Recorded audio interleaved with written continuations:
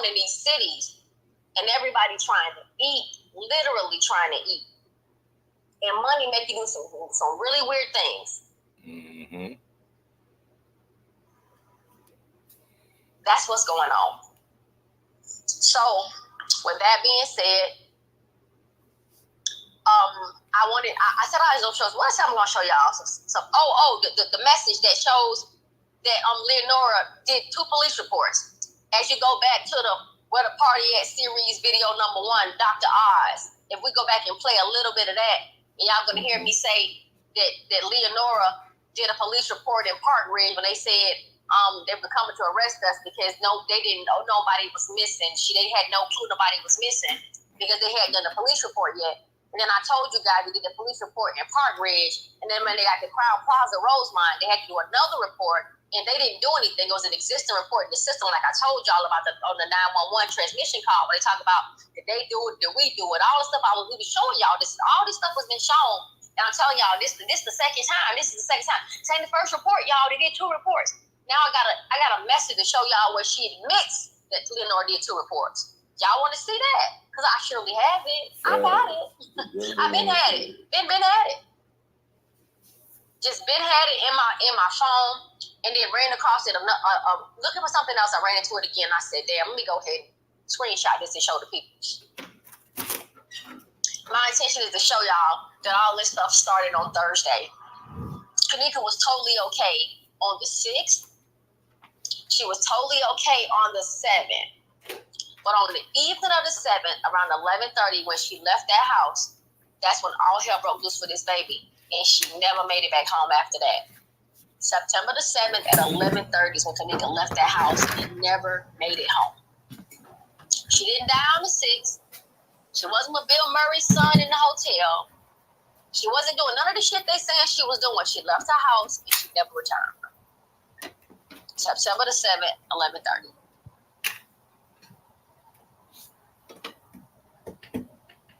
All right. So, you ready to show these slides and stuff, baby? Yeah, we already up. In Horkata Hubbard, just subscribe. Thank you, Horkata. I don't know if that's you, Tasha, but if that's you, welcome. Broski, you there? Yeah, you hear me? Yo, sis, yeah. I'm already set up. Got 2 over already. Oh shit, I ain't even know. Okay, baby. All right, so I'm getting ready to go ahead and start. I'm gonna go ahead and post that post on the wall with Teresa showing with the evidence that Teresa definitely said Leonora made 2 police reports, and also we're gonna play the video, the live, the recording of the police saying it was the second time. It was somebody else that already did a missing person report on Kanika to show you guys that we haven't been given the right timeline. We haven't been given the right timeline. They lied about the whole timeline, and that she actually went missing on September the 7th at 11:30 when she actually left the crib. And we're gonna show that. I'm doing my best to show that to y'all tonight, so that we can at least solidify that and let everyone know that we know for a fact that Kanika didn't go missing before the 7th or after the 7th. She actually went missing on the 7th at 11:30 is when they last seen her. And then if people need some extra padding or extra understanding, there's a brilliant series that we outlined beautifully on the channel. We just start from we can just go from number 1 on up until 18. We're on 18 now. So, all right, we got 20 people over here. Yeah, Homer said, remember when Leonora said there were more videos? Why we haven't seen them? Homer, ask yourself that question. Why haven't we seen those videos? I can give you a reason why I think we ain't seen them. You want to know what my reason is or why we ain't seen them videos? I got a brilliant reason why we ain't seen them. Because them shits is at a party, at a house party. Ain't none of this shit happening at no hotel. Mm-hmm. Exactly. That's what I say. They don't want us to see that. Can't see that. That'll blow everything out of proportion. But if you guys would go ahead and head on over to the other side, how we always do about this time, I appreciate y'all coming. We've been on here for an hour. Normally, we don't even be over here for no hour. We normally wrap it up before an hour, but we've been over here for an hour. And I appreciate y'all for listening. We had up to 22, 23 people up in here at one time listening. I appreciate y'all listening. But if you guys want to continue on with this presentation, because I cannot locate my laptop, and I know that sounds retarded, but it's the truth.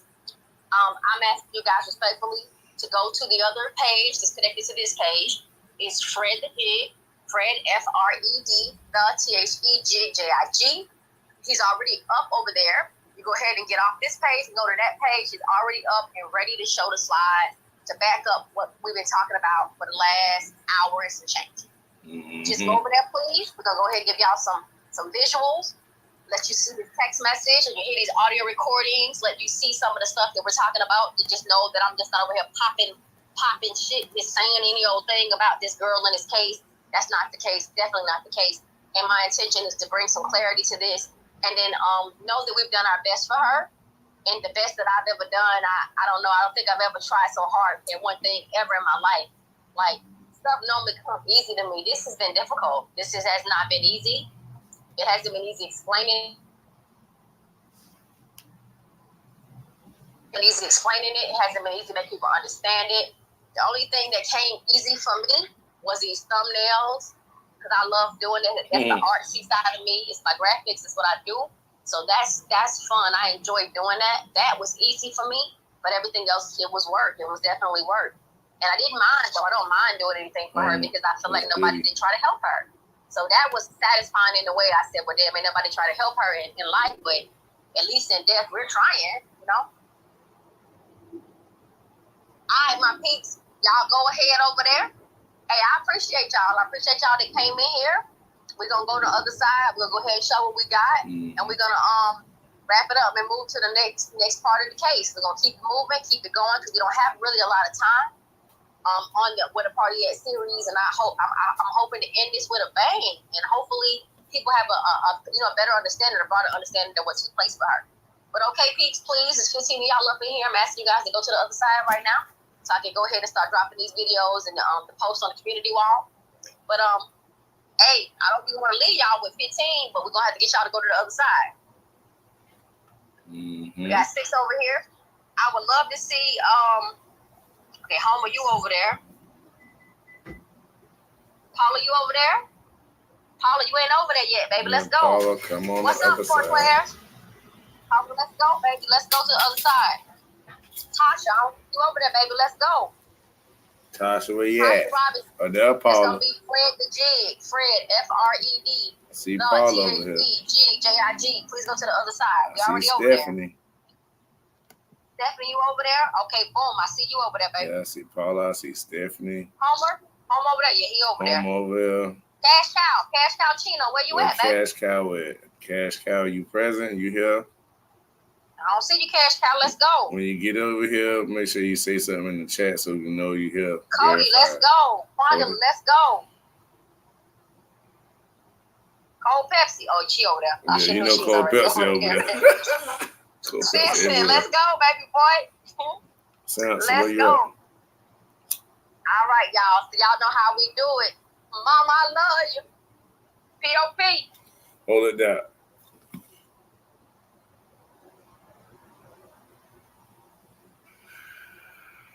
Paula, hey, what's going on? Appreciate you for being here. What's going on, everybody? How y'all doing? Appreciate y'all for coming over from Sis page over here to my page. What we doing is still fighting for Justice for Kanika. Cash Cow Chino, what up? Y'all make sure y'all hit that like button. Wipe your feet. I'll wipe mine when I come to your house. Trust me. You know, nothing crazy. I'm waiting for Sis to come back up here. What I'm going to do is I'm going to drop the link back in the chat again. Hey, y'all, we appreciate y'all. We've been gone, but we missed y'all too. You know what I mean? But we here. Let's get this thing going. Justice for who? KJ. You didn't say justice for other people. It was justice for KJ, right? All right, so let's get some justice for KJ, right? And at the same time, we're going to take the blame off of people who the blame should have never been on, just because of the way the narrative was set to us, because they didn't want to align us with the truth of the case, to be honest. So they'd rather have us just blame gaming and blaming people and having more black on black violence and more of that type of stuff going on than to be honest what really happened and who all was involved. And so you got a lot of people jumping on that ring. You got all of us at one point thinking Irene had the major part in it. You got all you know what I mean. You got a lot of stuff going on here, but and we don't want to be like just continuously falsely accusing people just to be accusing people. That it makes sense, right? Logic, conversation, logical, right? J4K, that's right. That's right, Cole Person. Waiting for my sister to come on through. And we here.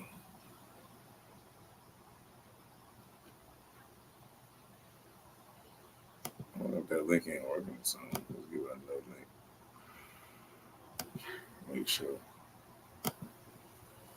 Make sure I ain't taking no chances. Get another link, sis, just in case. What's good, y'all? 14, y'all. Yeah, J4K for real, for real. Yeah, that's right, homie. That's right, Paula. That's right, team. Yeah, and for any innocent person, you know what I mean? That's what we do for any innocent person. Hear you loud and clear.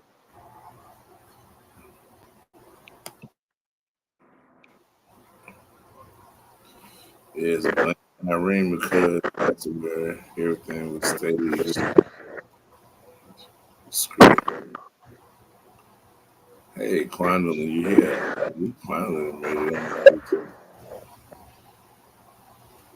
the same on T slave page. That's a fact. The same on both fashion.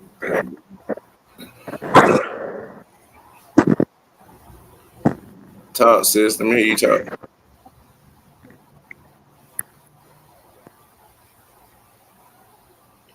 You saying something, sis? Yeah. The hell? Can you hear me? Yeah, I hear you now. Say it again. Okay, can you guys hear me? Am I clear? I don't know. There's something going on there. If I don't press mute, you can't hear you. I don't know what it is, but it sounds like I'm echoing. Y'all hear that? If y'all hear that in the chat, put a one in there. Let me mute and you say something. Hey guys, can you guys hear me now? Am I clearer now? Damn. Sorry, bro. I don't know what's going on. I don't know, sis. I don't understand it. All I know is when I'm talking, I can hear static. So I don't know what it is. And I know you ain't got nothing else open. What up, cuz? How you doing?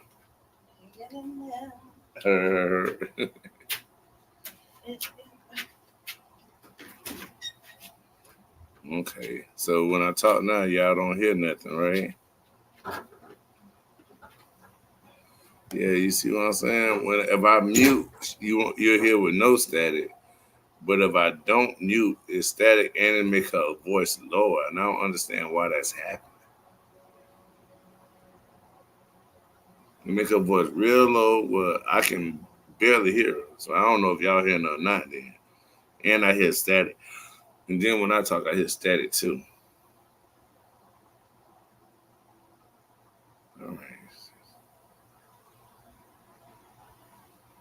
Yeah, ain't no static now because sis got hers on mute. Unmute yours right now, sis, and let me mute. Just unmuted mine. Can you guys hear me? If yours on mute, bro, it's gonna be fine. But unmute yours and let's. All right, mine unmuted now, sis. Now you say something. Mine is unmuted as well. Okay, I can hear you a little bit now. But y'all hear that? It's an echo. You hear that, sis? You don't hear it, do you?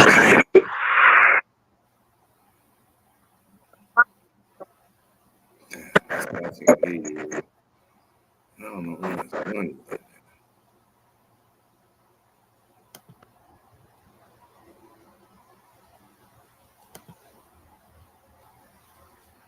No echo now, bro. Slay is hella low. Yeah, I know, right?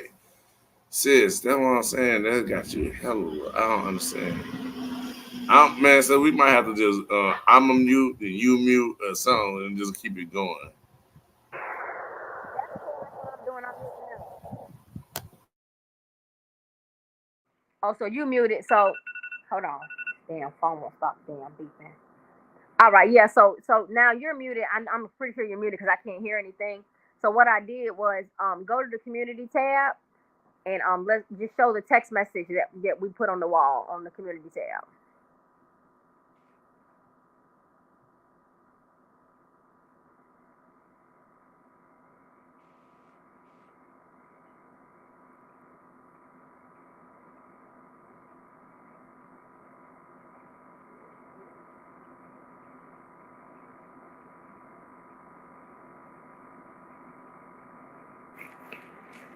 Oh, wait, look at what Miss Teresa said. Oh, y'all, look at. It's a proof that two police reports were made. Dr. Oz, thank you, Leonora Harris. Teresa Martin, yesterday, 10:47 p.m.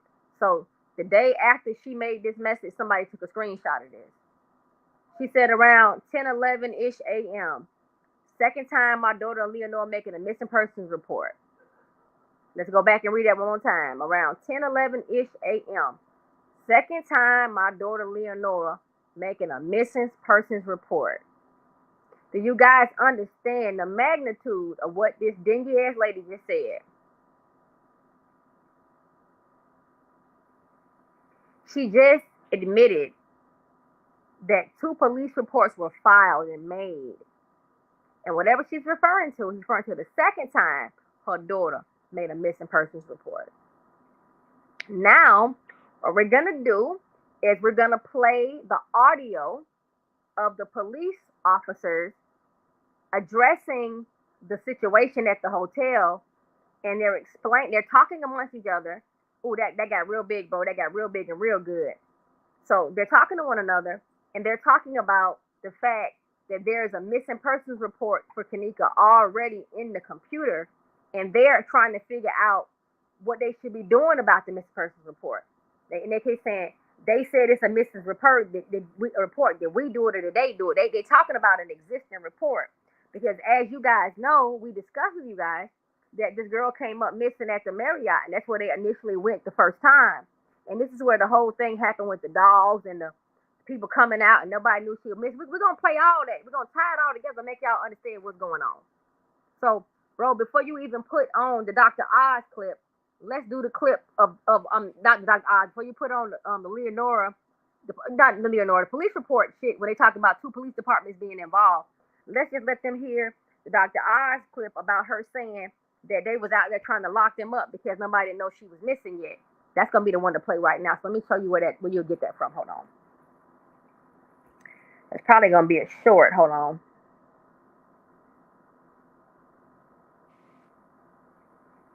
I'm gonna try to see if it's a short or not. I believe it's a short. It is a short. Hold on.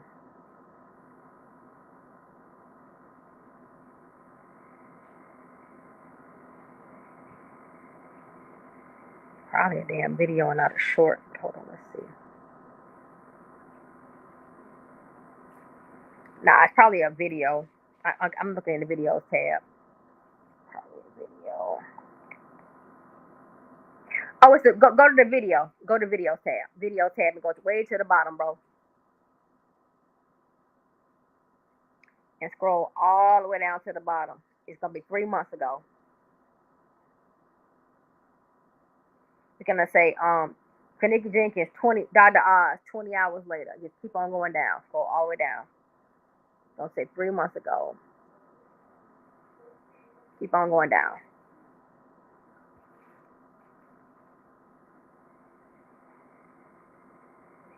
Okay, right there. I'll go one more down, one more down. She done fucked up right there. That one.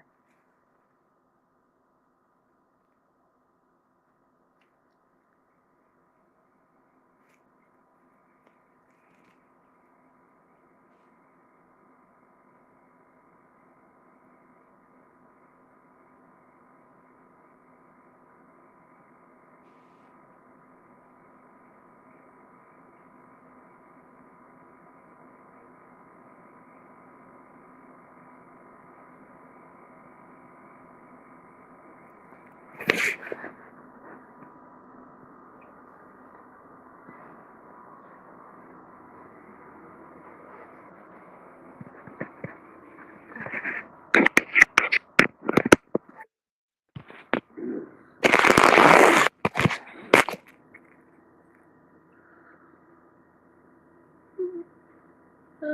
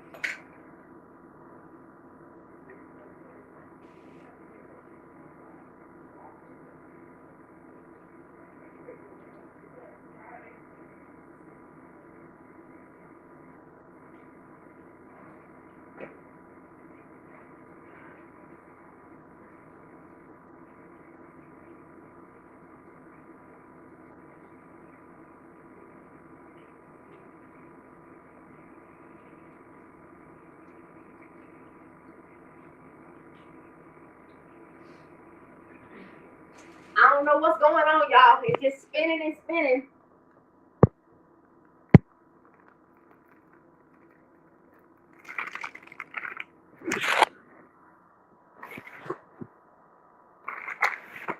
So it's just spinning.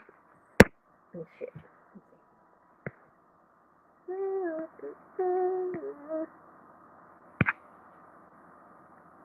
Damn, y'all, I'm sorry.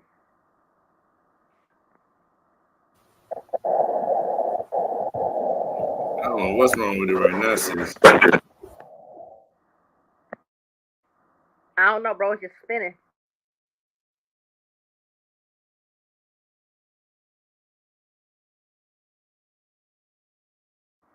Well, you know what? Since they don't want to show the video, we can go to the text messages that's on there. I just need everybody to understand that this didn't happen when they said it happened. That's the point of this whole thing. So we have to revert. We've got to revert back to text messages. We can go back to that. There's more than one way to prove that this didn't happen the night they said it happened. That was the point I was trying to make, was to let everybody know that it didn't happen the night they said it happened, and that Leonora had made a police report before they even ever made it down to Crown Plaza.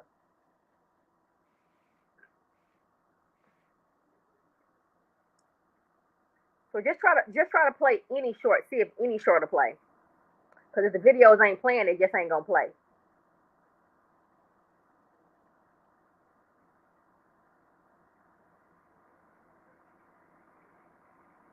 You can click either one of them. Put it on this screen real fast. Hold on. Whew, shit.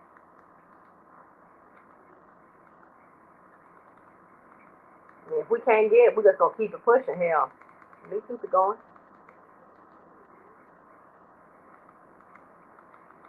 Oh, we got 17 up in here. We gotta hurry up and get this visual together. I ain't know we had 17 up in here. Oh shit, we got 18 up in here.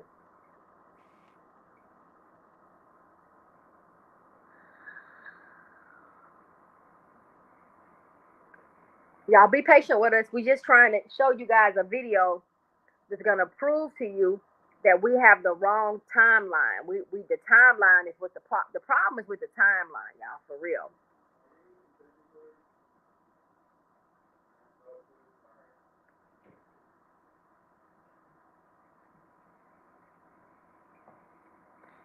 Yeah, it's the she done fucked us up one.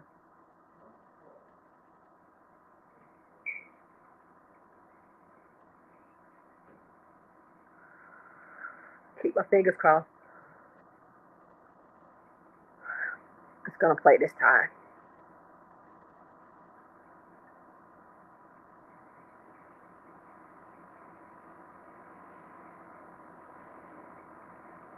And if it don't play, I'ma just talk them through what she said, cause hell, I know what she said. So right now, what we're trying to show is the interview that Leonora and Teresa did with Dr. Oz, and they're explaining all the stuff that went wrong. And then Dr. Oz just said, at what point did they say this is a problem? Like enough is enough, and they started helping you guys. And then Leonora said they didn't. They came to arrest us. And Teresa looked at her with an evil eye. And she said it was 6:30. And some of the family members in them was knocking on the doors asking with Kanika picture saying, have you seen this girl? And they came out to arrest us with canines. Then he said came to arrest y'all, and then Leonora said because they had no clue a young girl had even come up missing. And Dr. Oz said it was 20 hours later and they still didn't know. And he said no, they had no idea a young girl had even came up missing. And then I was like, 6:30, and they didn't know a young girl had come up missing. Wait a minute. 6:30 on Saturday, everybody knew Kanika was missing because she made the report at 1. They were all calling in. Everybody was calling in. Like the front desk lady called in, Risco called in, Lieutenant Betty Green, Teresa called in. She called in that morning and said she was missing. Leonora was down there at the Crown Plaza making up a situation, and Yesenia Garcia called down there and said she was down there and they needed some help because they was knocking on doors and stuff like that. So we knew before 6. Everybody knew Kanika was missing. So why would Leonora say at 6:30 they couldn't get locked up because they didn't have no idea nobody was missing yet? I was like, how is that possible? And then when Dr. Oz said 20 hours later and they still didn't know, and Teresa said 6:30, so all I did was just subtract 20 hours from 6:30. That's as simple as it was for me. And it took me back to 11:30 the night before, around the time, 10:30, 11:30, whatever time they said Kanika left, they said 11:30. So just subtract it back and just go back to that. And then you start realizing that it wouldn't have been Saturday at 6:30. It would have been Friday at 6:30 because at 6:30 on Saturday, everybody knew she was missing. So what day are they talking about? It would have to be Friday. Because when you take the 20 hours off, you back to Thursday. So that lets you know that on Friday, they were at another hotel looking for Kanika. And at that hotel, that's where the dogs would have come out. That's where they didn't know nobody was missing. And that's what would have been where she would have filed the police report. On Friday with Park Ridge Police Department. Now, you go back to the post on the wall, bro. Go back to the post on the community wall so they can read it again. Y'all can see how all of this comes together.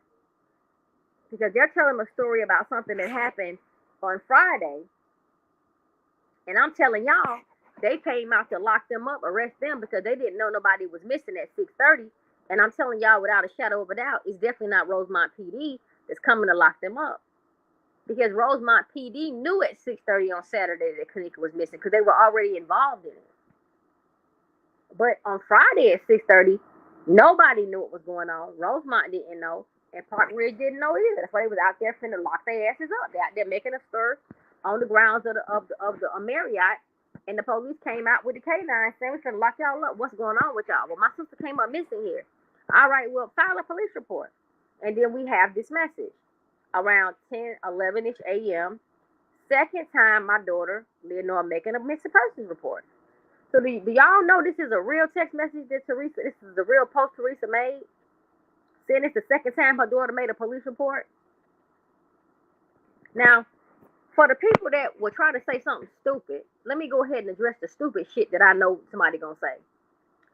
Well, they did say that Leonora did a missing persons report, and then she didn't sign it, so they came back to the hotel to get her to sign it. That wouldn't be considered a second report. That'll just be her not signing the first report. So please don't say that's the second report. The second report would be them filing it with Park Ridge Police on Friday, and the second time would be when they went to the hotel. The second time they went to make a report. Second time they would make a report would have been with Crown Plaza on Saturday, because they made this report, the first report, on Friday. Are y'all catching what I'm throwing to y'all? This is the proof the 2 police reports were made. Now I wanted you to play the audio, bro, but I can drop the audio on the channel, but the audio is a video as well, so we probably can't even play the audio. But I can play the audio on the fucking TV. I can do that. So yeah, we're gonna do something. We definitely gonna do this shit. We ain't gotta wait for that. We're gonna play it on the TV. Hold on. I got a big dumbass TV sitting right here on this wall. So let's go ahead and play the police report, the 911 transmission, where they talking about. Nah, first we can play we can do the odds first. We do that first, then we do the other one. Hold on.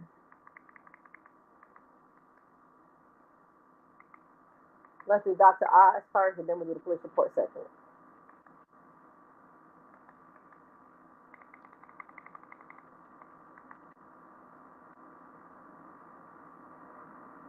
All right, here we go.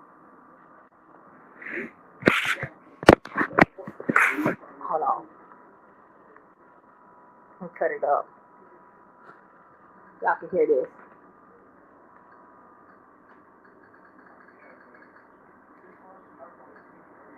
Exactly.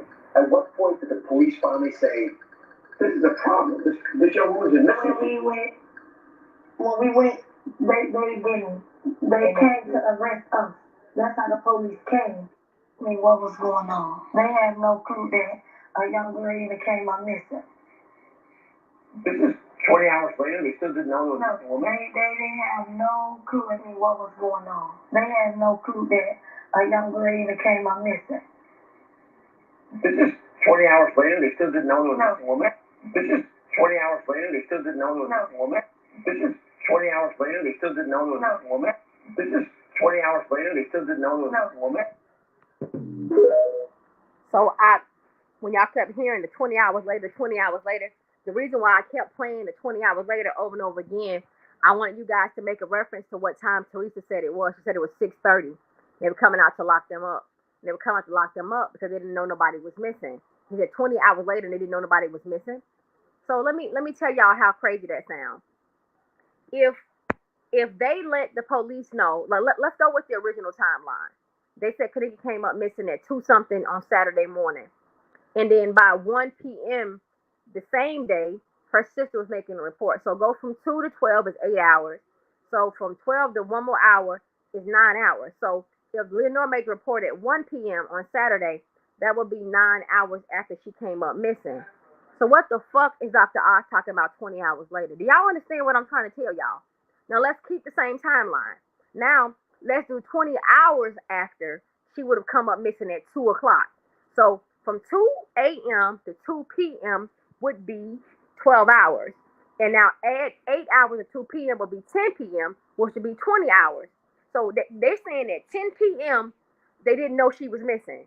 Now y'all know that wouldn't be true because we know that Lenore made a report at 1. Do y'all see how stupid that stuff sounds? Y'all understand it doesn't matter how they slice this pie, the shit's still bad and the time is still bad and the math ain't mathing. So it doesn't matter what they say. There's 20 hours later and them not knowing she coming up missing. And 6:30 p.m. they didn't know she was missing. Do y'all realize this is nothing to do with Saturday? Y'all have to know at this point, this is nothing to do with Saturday. This has to be Friday. And if it was Friday, it wasn't Crown Plaza. And if it was Friday, it would have been a Marriott and it would have been Park Ridge. Which is the whole point of me showing y'all when she said the second time my daughter made the missing persons report. So now I want to show y'all, I want y'all to hear the police officers confirming what I'm telling you. They're confirming. They said it was a missing persons report. Did they do it or did we do it? He keeps saying it on the video. He kept saying it. And I'm like, what is he talking about? Did they or we? What is he saying? They or we? He was trying to say that Park Ridge, which is the precinct for Marriott O'Hare, had already done the report because Leonora had already filed it. The shit we saw at Crown Plaza, that piece of paper, he said, we closed it with an incident. We didn't run anybody. Let me see what we attached. Y'all do realize attached meant there was something existing prior to them attaching it. You do know what attached. Y'all do know what that means, right? I'm only laughing because this shit becomes child's play. At a certain point of this investigation for me, it became silly. It's silly at this point. But it's not funny when I'm fighting people that want to lie about the case and want to say that I'm lying about the case. So when I stop talking and they keep running their fucking mouths about something that has no validity and doesn't make sense, I'm hoping that the truth will prevail. It'll come out because that's all I'm trying to do. So if anyone misunderstands my intent, that's all it's for. I'm not righteous. I'm not trying to be right. I just want to get it right for a little girl who no one tried to help. That's it. It's nothing more. And I throw my hand. I'm at the mercy of the court right now. I'm throwing myself. I don't know what else to say. This shit is stupid. Y'all see how stupid this is, right? The mama said it on the paperwork. Second time she made the police report. I've been telling you guys how long that shit happened someplace else, and it wasn't the first. It wasn't. They wasn't the first police precinct that were involved in this. There was another hotel, totally different hotel, another whole precinct. And I just gave y'all the quote unquote smoking gun. She said it. Ben had this. Ben had this screenshot, but just said who they ain't gonna believe they gonna say, oh, it's the second time when Leonora they had to re-sign the paper. They're gonna say something about re-signing the paper. They're gonna just dismiss it. Ain't no dismissing that shit no more. We've already outlined this. We laid this out. We talked about this series. We've given this to you guys step by step by step by step and showed you guys exactly what was going on. This little girl went missing on the 7th. She went missing at a party out west. She was violated out west and she went missing and she never made it home. And her homegirl that went with her, that set her up and put her in the hallway, she dipped and left her. And she was missing. And the next day she was still missing. And then her friend, real friend, Irene, went to the mama house looking for her. Bruh made me see that. I didn't know which friend. I just said anybody could have went. It could have been Maya, could have been Monique. I was anybody. She just said when they came looking for her. Teresa said they came looking for her. I didn't know who.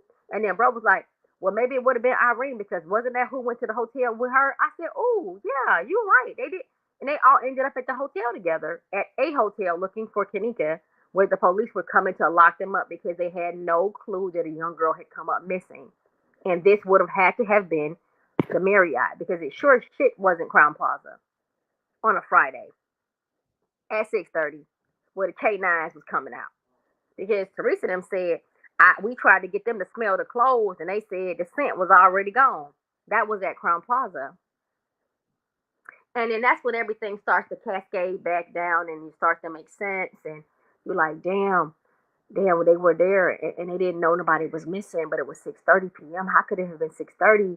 And everybody knew it 6:30 on Saturday. It could have been 6:30 on Saturday. And then Peas them said they got to call at noon, midday on Saturday. So the girl had to come up missing another day. And then everything starts to make sense. And then the lies are just they're see-through. They're transparent at that point. Everything is like a clear piece of film. It's like a Ziploc fucking bag. You can just see straight through it. And then everything just becomes like, guys, like you don't see this? You can't see this. And then you realize that this didn't happen when they said it did, which would put her someplace else the night she came up missing, which wouldn't put her at a hotel at all. And that's why she said, I wasn't thinking of nothing because we be around West and them because they were out west when this shit went down. And West and them is responsible of who the fuck initially took Kanika. And then y'all know who first came home. Y'all know Timothy came home. And y'all know who Timothy is in reference to who Tyrone and them are. You know who Tyrone. Y'all see the connection. We talked about that as well. Maybe we didn't tie it down and make it really make sense to y'all, but you guys do realize who these people are. And I showed y'all, I kept playing back Timothy Delaney's voice. I kept playing it back. Sis, Go ahead, bro. I'm mute mine. I was just going to say one thing. You know, the whole time we're trying to get you to let's try to pinpoint and make sure he was out that day. But the whole time when he said it get goofy out west, he was referring to the day that she got snatched for real. So he had to be there because he said it was packed. That's all I want to say. I wanted to go ahead and So that's what I was telling you guys. I said you guys do know when a dude get out of jail, they have a whole lot of objectives while they're in jail. Like when a dude is in jail, they got a whole bunch of agendas. They may have promised one person one thing and one person the next thing, and then people getting the information that they getting out of jail, and they may not want to kick it with the family, might want to kick it with another female, or want to do something different. So everybody don't have the memo when the person is getting out of jail, unless you just like you checking the website, you like literally you locked in. The same way, like the information with Kanika. If you want to know what's going on with Kanika or Sonya Massey or whatever, y'all could just literally get online and get to Googling and looking at shit, and it'll tell you what's going on. But some people would rather wait to hear it from somebody else. And you'll hear it on the streets at some point. You'll hear it you'll hear it, but you ain't looking for nothing. You just gonna wait till somebody tells you some shit. This is what's going on with a dude coming home from jail. Oh, such and such home. Oh, he is for real? Oh, okay. They ain't looking up. People working, living their lives, and shit. Ain't nobody going to the Department of Corrections in Illinois or wherever he was looking to see when his ass is getting out. But the people that want to see him, they connected. The chicks that's been putting money on his books and he been singing them prison songs to him. They want to know. So Timothy came home and had him a freak fest. I'm telling y'all what happened. We only got him out on the 8th. He came home on the 7th. Because this didn't happen on the 8th because Pease and Killer said they got to that party at 12 something on the 8th. And Kanika was already there at 12 something on the 8th. So she would have had to come between the 7th and before 12 something a.m. on the 8th when they said they got there. Stop thinking they saying something wrong and start listening to what they're saying. 12 something. Oh, yeah, she would have, hey, Shorty, you acting funny, Shorty. That's what he said she said. And now they're telling a story about the party where she got snatched from. And old boy is telling his part too and saying that he was there as well. And then Zach said, so how did anybody even know y'all was at the party? The lies. Oh, man, he should get goofy out west. I can even count his ha. They were so fucking sinister. That shit sound disgusting. He get goofy out west. And they looking at him like, damn. He told you. How did anybody even know that you motherfuckers was at the party? Because we went live. Not because it was my party, Zach. The whole party was for me and Irene. You do remember what we're here for, right? It was my party. The girl can't miss it at my party at the hotel. You do remember what we're talking about, right? Well, how did anybody even know you was at the party? Zach. They talking about his birthday party. What do you mean how anybody know? But they didn't say that. Instead of me getting frustrated, I listened. I said, damn, then that wasn't their party. The same way Irene told y'all, you were not invited to my party. The nigga asked me, and I told you no. You were standing right there when I told you no. You cannot come to my party because I was not fucking with you at the time. But then she said, we got multiple PPs together. That's why I don't mess with you. So at the time was just some frivolous shit she threw in there as she was telling her story. Turn that op-ass music off. I played that little sicko, little Dirk in my turn that op-ass shit off. So she at your party telling you to turn off the op music at your party. Irene, come on, man. Irene, you don't play that shit. Because wherever y'all were, Monifa was there because it wasn't your party. And whenever y'all were, she told you to cut that op-ass music off because it wasn't your party, Irene. That's why she said that shit. And you pushing this party shit down people's throat. Or at this point, maybe you ain't pushing the party down their throat. Because now y'all telling the truth about what really happened as y'all carry her on y'all back. Y'all picking up what's being laid. Hope y'all picking up what's being laid down. Because they're telling us in so many words that this wasn't their party and it wasn't at a hotel and it wasn't for them. And you wasn't invited to my party, but you was there. You controlling the music, but you wasn't there. How was you at the party? Well, how they know? Because of the lies. Shit get goofy out west. We be around West and them. What the fuck else do you want me to say about this old jumbled up ass jigsaw puzzle they got us playing?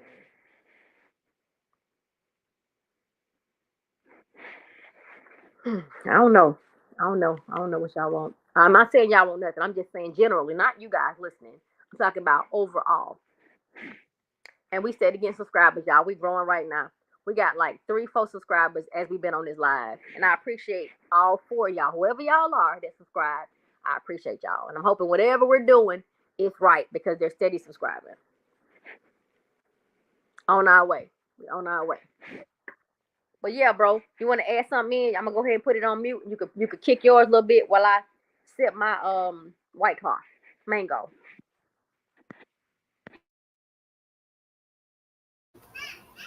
I heard that. I was checking out what Copessa was saying. So do y'all think Irene went to the Marriott and heard them talking about KJ missing? I'm just asking. Um, Actually, Irene went to the Marriott with Miss Teresa and Leonore and them at 6:30 on Friday before Irene the Killer's party later on that night.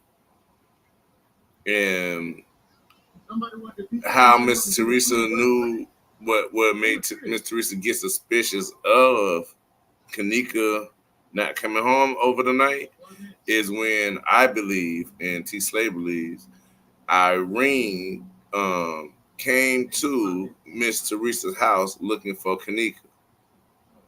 Yeah, it's good, Cole. But you gotta ask those questions so that because I see you piecing it together. I'm watching you piece it together. But yeah, so you can see where it's at, right? So when we know that Irene came looking for Kanika before 6:30 Friday, and you know what I mean. And I forgot we had another time frame. I was narrowing it down with something else. I can't think right this second. But it happened. Oh, it was based off of what earlier that day, Miss Teresa. Earlier that day. That's right. She said earlier that day. Go ahead, sis. You didn't say something. Go ahead. Yeah, please. Yeah. So what bro talking about? Nah, cold Pepsi, you cold pop, you own it, baby girl. So check this out. So Kanika leaves the house at 11:30 on Thursday, and she's just gone. And Monifa leaves her. Monifa never goes to Teresa's house to look for Kanika. She never goes to do shit for Kanika. When she left the party out west, she never did anything for Kanika. That's why they said you never came back. You never tried to look. If she had in fact gone back on Friday, she probably would have been caught up with the whole search party going on at the hotel on Friday. But we do know who ended up at the hotel with Teresa on Friday, and it would have been Irene and her crew. So I really didn't see it, but then I start understanding. He said that must have been who went looking for her, which Teresa said when they came to my house looking for her. So when they went looking for her at her house, there had to be Irene and them because they all eventually ended up at the hotel. But what hotel is the question? So let's talk about it. So we already know it wasn't Crown Plaza on Friday. We know it wasn't Crown Plaza. It would have had to been the Marriott. Had to be the Marriott. So they go to the Marriott looking for Kanika, but why would they choose the Marriott? Because the Marriott is where the party was going to be. So Irene and Tiffy party was going to be at the Marriott that evening, and it was already planned to be there. The people had already cracked the card or whatever the fuck was going on. They already had it set up, so they had already said it was going to be there. So the room was probably already reserved. So it could have been something going on the night before that. I really don't know that. I don't know. I already said I don't remember that part. I don't know that part. I don't even know what was going on. But they ended up at the Marriott looking for her on Friday at 6:30 before the party started. And so they went there. Y'all know the rest. Y'all know the rest. The rest is they got there, called the police. The police came out to get the missing persons report, and then they leave. And then Irene them go. They go about their business, and then they get a call. They gotta get a call about Kanika because they end up finding her, carrying her on their back, putting her in the car, and then calling Monifa and then calling Bree. and Burberry ended up coming. And she ended up with Kanika, the car, the phone, and Kanika, trying to figure out where they were going to take her. And she made some calls. And Burberry took Kanika to the fucking Marriott and left her there. And then went and got the other kids and sashayed their ass over to Crown Plaza. Or let's state this. We know that this footage that we're looking at is heavily edited over the course of several days. It's a strong possibility that none of this shit happened on Friday going into Saturday that we're seeing on the Crown Plaza footage. We don't know when they shot that shit because the family that said they weren't there was already gone. So we know it was earlier than what they said, and we know it was later than what they said because of Timothy Delaney in his haircut in the holding room with Ty Nation and Ty Rowland. So we got all this. All this is on the channel. But go ahead, bro. You can unmute it. Unmute mine. Yeah, and one of the keys that's going to let us know that they went to the Marriott, and then the people going to be like, well, there's 2 Marriotts in that area. How you know they went to that Marriott, right? And that's when we go to the phone call with Miss Teresa, and she slips up and says, yeah, the Crown Plaza and O'Hara. Really, she was trying to say the Marriott. She slipped and said where the Marriott was at, because I remember I asked this, is the Marriott, out of the 2 Marriotts we talking about, is the Marriott we talking about, was it O'Hara? Because I remember Miss Teresa saying something crazy on the phone, like she didn't know where the hell she was at. But that's because she already went to a hotel the day prior. You see what I'm saying? The day prior, she already went to the hotel 6:30 midday Friday. So it wouldn't be too far off to see that she would say a piece of that with that when she coming to look for her daughter for the second time. The second time she looking, her daughter went missing twice now. Oh, yo. Get out of here. Whoa. Get out of here. Y'all can't be walking in my area. Sorry, y'all. It's a whole bunch of ducks. Y'all go the other way. Go. Y'all go the other way. Go. Sorry, they some big old ducks, y'all. They super big. God, hold up. Let me bring everything. Throw all the ducks. That's where the kids. And I got it's from that storm right now. Right now. Second.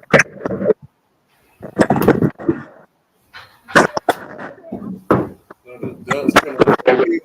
See that duck just tried to come in the house. That's why I said, get them behind my way. I ain't feeding y'all. My bad, y'all. I got to relocate. Yeah. Yeah, they finna stay here for the rain, baby. They finna stay here and eat for the rain.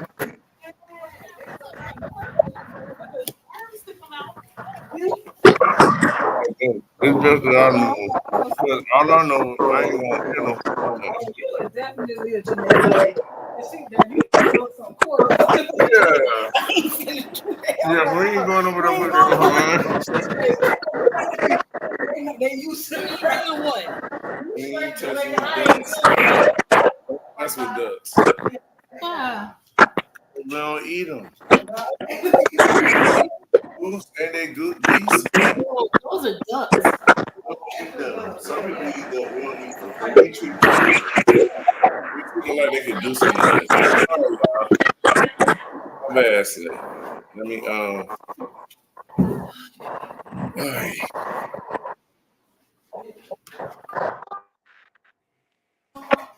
Wow. Sis, would you comment on what I just was talking about the O'Hara? Someone when Teresa said she had Crown Plaza O'Hare. Talk about that. Okay.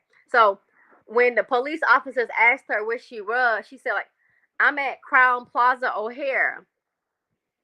And then the police said, You mean Crown Plaza, Rosemont? She's like, yeah. That's where she was. Everybody just dismissed it and said, okay, well, we know that Rosemont is near O'Hare Airport, and that's probably what she meant. No, you have to stop thinking that when they're saying something wrong. Listen to what they're saying. She said, I'm at Crown Plaza O'Hare. What she was really trying to say, and what she slipped up and said was Marriott O'Hare, because they had been at Marriott O'Hare the day before. And she would, like I told you, Leonora didn't know that she went from Park Ridge, Chicago District to Rosemont. Teresa obviously didn't know either. I'm at Crown Plaza O'Hare because she was already at Marriott O'Hare the previous day. Y'all feeling what we're saying, right? And this is not speculation, this is truth. We trying to show you what it is. I'm only hoping y'all picking it up. And I hope it's what you meant, bro, because I had walked into the bathroom looking at the fucking ducks and shit, the geese. I'm trying to figure out what it was going on. Yeah, sis. Yeah, sorry. If those geese was all behind me, and if I do something to them, I'm gonna fight them, and I don't know how to just shoot them away. I'm gonna fight them, and I don't want to fight them. Right? That looked very terrible. So I was like, all right, let me just move my stuff. But as I was trying to move my stuff, the geese see my door, or the ducks see my door, and they wanted to come in. They want to eat. They got to get out of here. So that was that. But anyway, but what you were saying, sis, was right on point. That's why these are very key points. And these are stuff why I wanted to hear what everything was going on around the case, because that allows me to piece things like, hold up, this information matters. Because how she stand? I'm outside in front of the place and don't know where I'm at. You had to be a place before to even think that way, because you're in the same area. It's just like, sis, what you said, how they do. They name themselves. The Marriott, the Marriott O'Hara, or they'll say they're in Rosemont or whatever, because they so close, or the airport. I think it's the airport, sis. Say that what you were saying about the airport. Get straight. Okay, so what I was trying to explain was when I found out there was 2 Marriotts near O'Hare, I realized that one was called the Marriott Suite and one was called the Marriott O'Hare. I didn't understand. I was like, why would the furthest hotel be called Marriott O'Hare? And why would the one in Rosemont be called Marriott Suites? And I thought about it. That's when the business shit comes into my mind, because I got a lot of avenues, right? So I said, damn, well, if you Googled a hotel and saw there was a Marriott in Chicago that was 2 miles from the hotel, would you choose the Marriott in Chicago? Or would you choose the Marriott in Rosemont? Because you would automatically think the Marriott in Rosemont is closer to the O'Hare Airport because it says Rosemont. So we know it's closest. But then the one that says Marriott O'Hare is in Chicago. But because it says O'Hare, it would trick you, and you wouldn't even think about the fact that it's in Chicago. You would just say, oh, it says Marriott O'Hare, so it has to be close to the O'Hare Airport. It's like 2 miles away. So for businesses in promotion, and for the business aspect of it, I'll call this hotel the Marriott O'Hare to let people know, although we're not in Rosemont, we're still relatively close to the O'Hare, as close as any other hotel is. Why would we say Marriott Chicago? Nobody gonna come to the fucking Marriott Chicago if they going to the Rosemont. They're flying out of O'Hare. It looks like it's in Chicago. It could be anywhere. Chicago's huge. So they called it the Marriott O'Hare to get people to come to that hotel. And that's my professional answer. And I don't think anyone can dispute that. And if you can fucking dispute it, you don't have to believe it. But I'm telling you right now that it has to be the business reason why they called it Marriott O'Hare. So Teresa and Leonora then were at the Marriott O'Hare the day before they came to the Crown Plaza. So she said Crown Plaza O'Hare because she's right there by the airport. She had just left the Marriott. She could have said Crown Plaza. She didn't have to say O'Hare. But the Marriott is just not the Marriott. It's actually the Marriott O'Hare because it's in Chicago and it's not in Crown. Y'all do understand the direction, right? Y'all understand why it's important to say Marriott O'Hare, even though this is the one that's not in Rosemont, it's actually in Chicago, which is 2 miles from the airport, for promotion purposes. So people can just come to that hotel to say, I'm not going to the Marriott Chicago for what? That's like probably 20 minutes from the airport. Not knowing, they're not gonna Google it to see. Just like most motherfuckers ain't gonna Google nothing. They ain't gonna Google shit. They ain't looking at nothing. Ain't nobody looking at nothing no more. They're waiting for someone to tell them something. And that's where the problem starts. People are waiting for people to advise them on something. What if they misadvise you on what the fuck they're advising you about? And then you're just misadvised all over the place. You just misadvised. That's what we're talking about.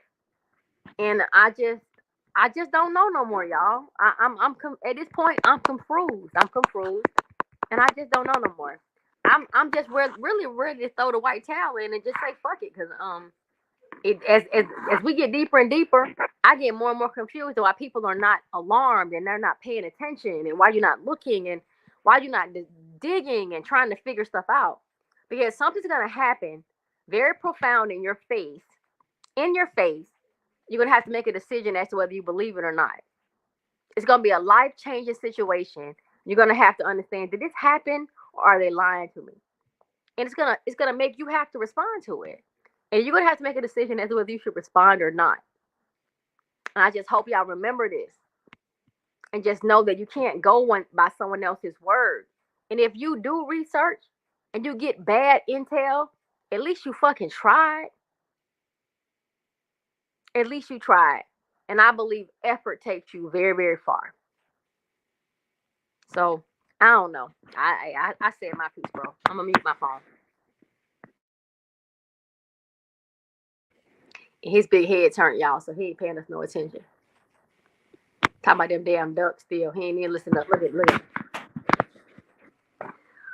What y'all doing, bro?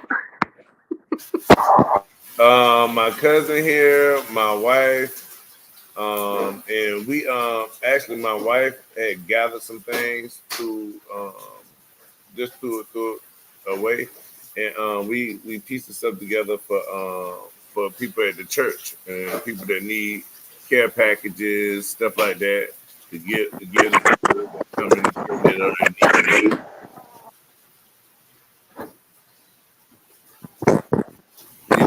This I can't hear you because I got a mute. It's so crazy. Like, hold on. But let me just say something real quick. All right. So anyway, so yeah, what we doing over here is we packaging up different stuff for men, children, women, all kinds of stuff that's going to help children, help their families, stuff to get them by. You know what I mean? Until their next time of need, or to their next check, or a couple of checks more. Anything to help supply people to get them motivated and keep trusting God, and you know what I mean, and keep holding on and standing the fight. That type of stuff. Besides giving the word and all other things. So this is what we try to do all the time. So anytime we're gathering, trying to grow and do all the stuff so you can be self-sufficient. You want to be self-sufficient, not depend on the government as much as possible. And depend on as minimal or little help from the government. That way, if something ever goes corrupt, you can hold your own. You don't need it where the government can control your every second and every move, because you need so much from them. They can tell you that they deserve to control everything about you because you need them so much. So you have to not need the government that much, even though we are the people that put the government in place. You know what I mean?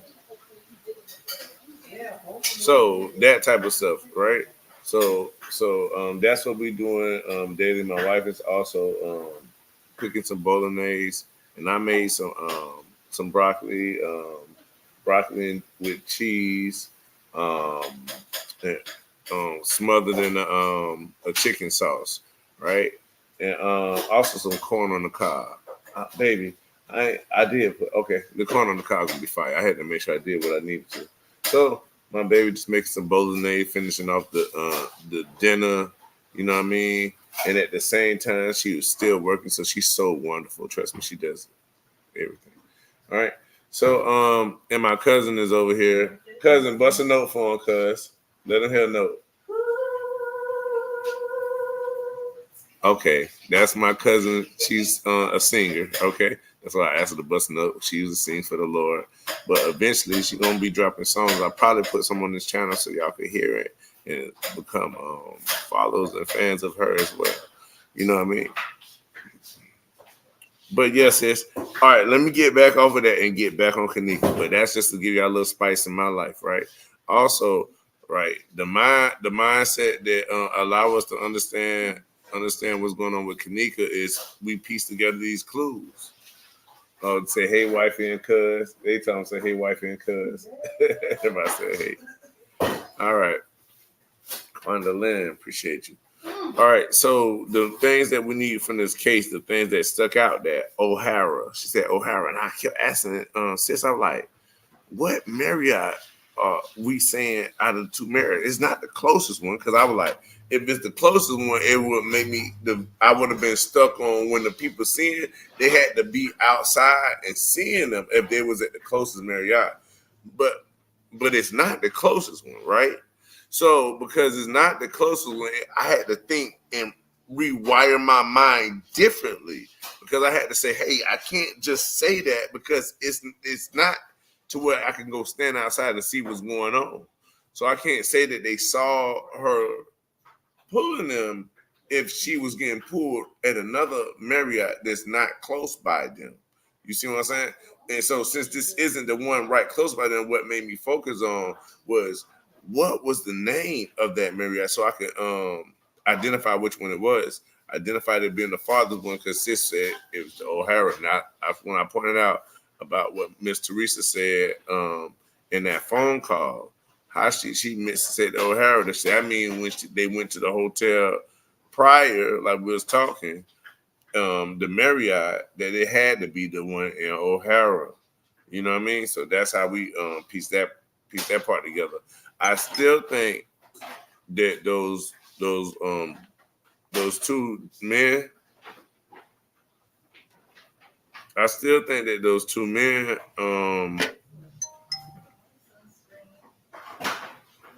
Man, all right, I got to handle some business real quick. But let me say this one point, and then I'm gonna let you take over real quick. All right.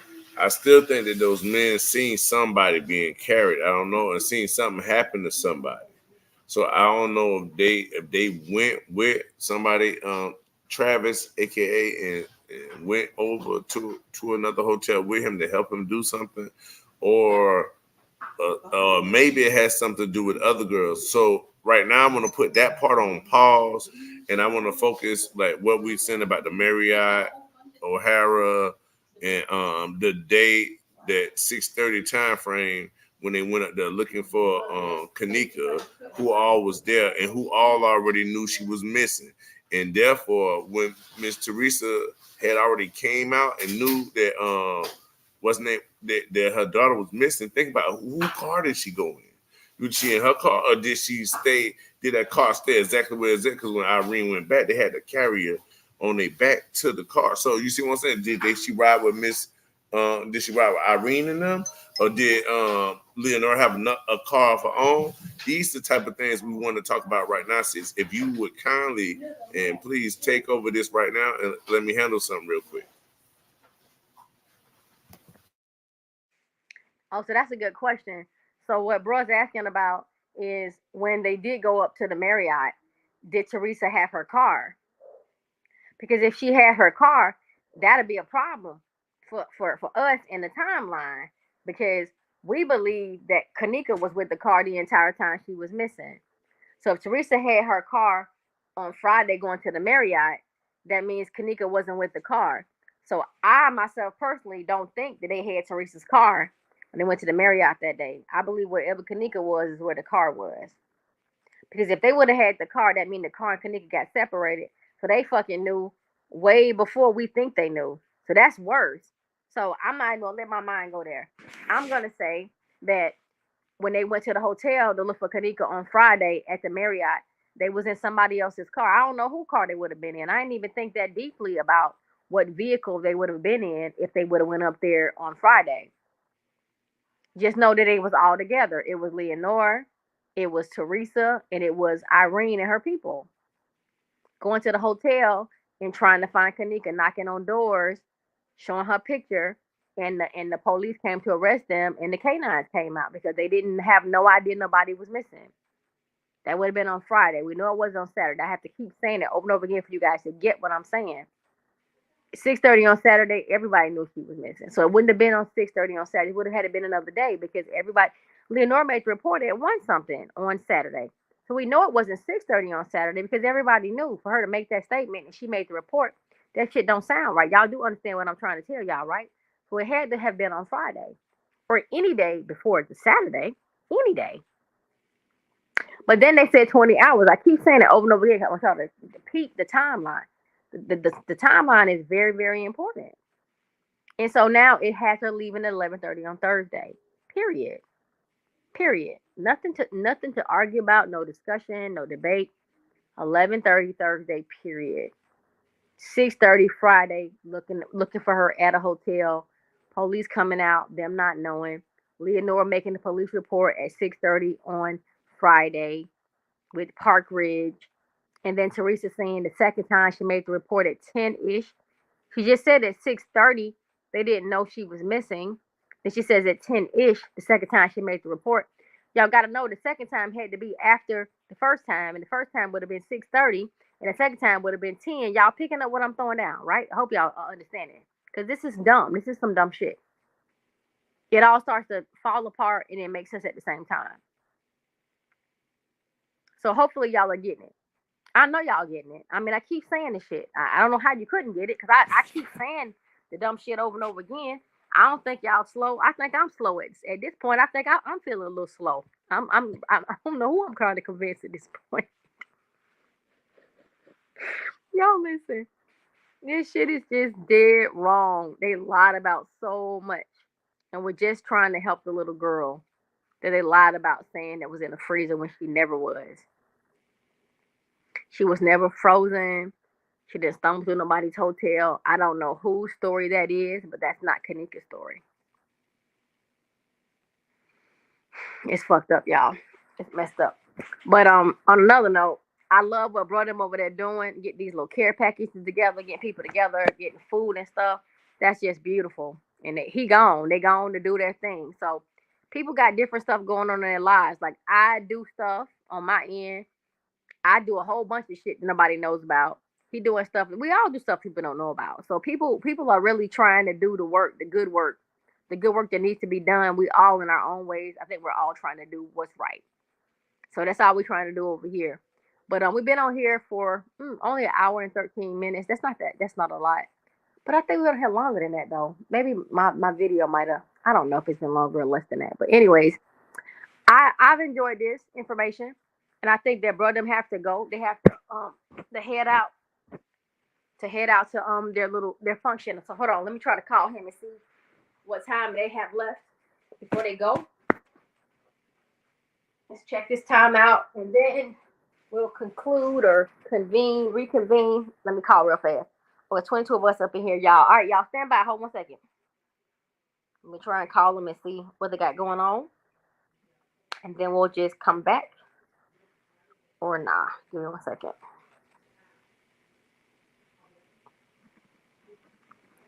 One moment, guys.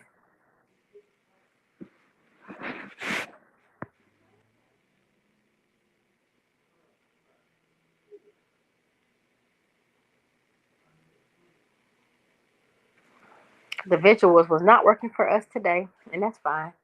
We'll have them another time. Hey, bro.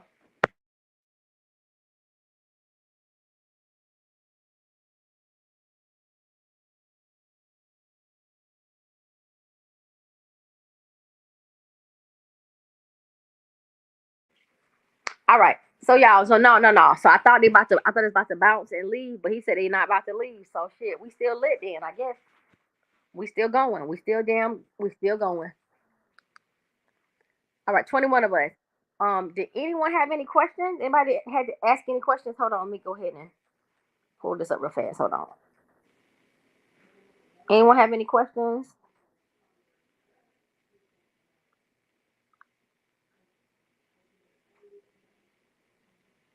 Oh, okay. I see what for Claire is saying. God bless you and your family. What's up, twin? Thank you, twin. I appreciate it. So for Claire said again, Teresa line. If car had donut on it, she can't bring car. So how did she get to the hotel? Lies. Catching up with Teresa. Quandling put the fire sign, and then Homer said it's a beautiful thing. Bro and his family are doing. Yeah, for real, for real. Like wow. I'm talking about. I'm feeling like I ain't doing shit with my life right now. I should be up making sandwiches or something. I think we need to all get up out of our beds and go downstairs and make sandwiches and go to the damn homeless parks and just start passing out food. And I'm not even bullshitting. I'm dead serious. I'm like, dang. I wish I was with y'all packing up that stuff. Dang, I really do. Honestly, like no BS. Oh man, that's sweet. But anyways, yeah. So does anybody have any questions about anything? Like the direction of the story? I think we've done a pretty good job explaining things overall. I think that when we're asking the question, so who could Kanika trust? Could she trust anyone? And if she couldn't trust anyone, who's the lesser of the evils? Who is the person that was probably least involved and tried the hardest? Like who you think tried the hardest? Like I don't think nobody really tried like that. Honestly, I don't think nobody really tried. Seems like don't feel like it to me. What y'all thinking? All questions are welcome. Any suggestion, any input is good.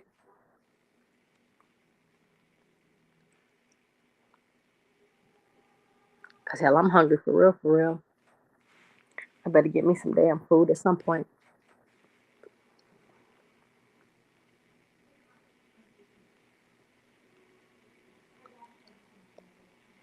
Homer, you so positive. You're a positive person, man. I appreciate your positivity for real, for real.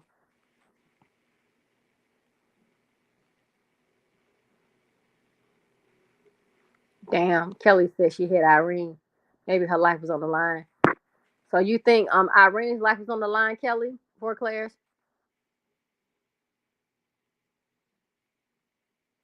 So Kelly, you think that Irene was fighting some stuff that would have, if she would have made a different decision, it could have ended her life, and maybe Kanika's life was in trouble, and hers was too, and she made some kind of decision or couldn't make a decision or something. Something went horribly wrong for Irene. Is that what you're saying, Sugar? Irene didn't know. Y'all see what Kelly Stitches for Claire said? She said Irene didn't know. So what you're saying? So I don't want to put the words in your mouth. So what you're saying is, whatever happened to Kanika the night it happened in the location that it happened, Irene was not aware what was going to happen or what was happening. She had no knowledge of it. So in essence, she was not involved in what went wrong for Kanika the night that it went wrong.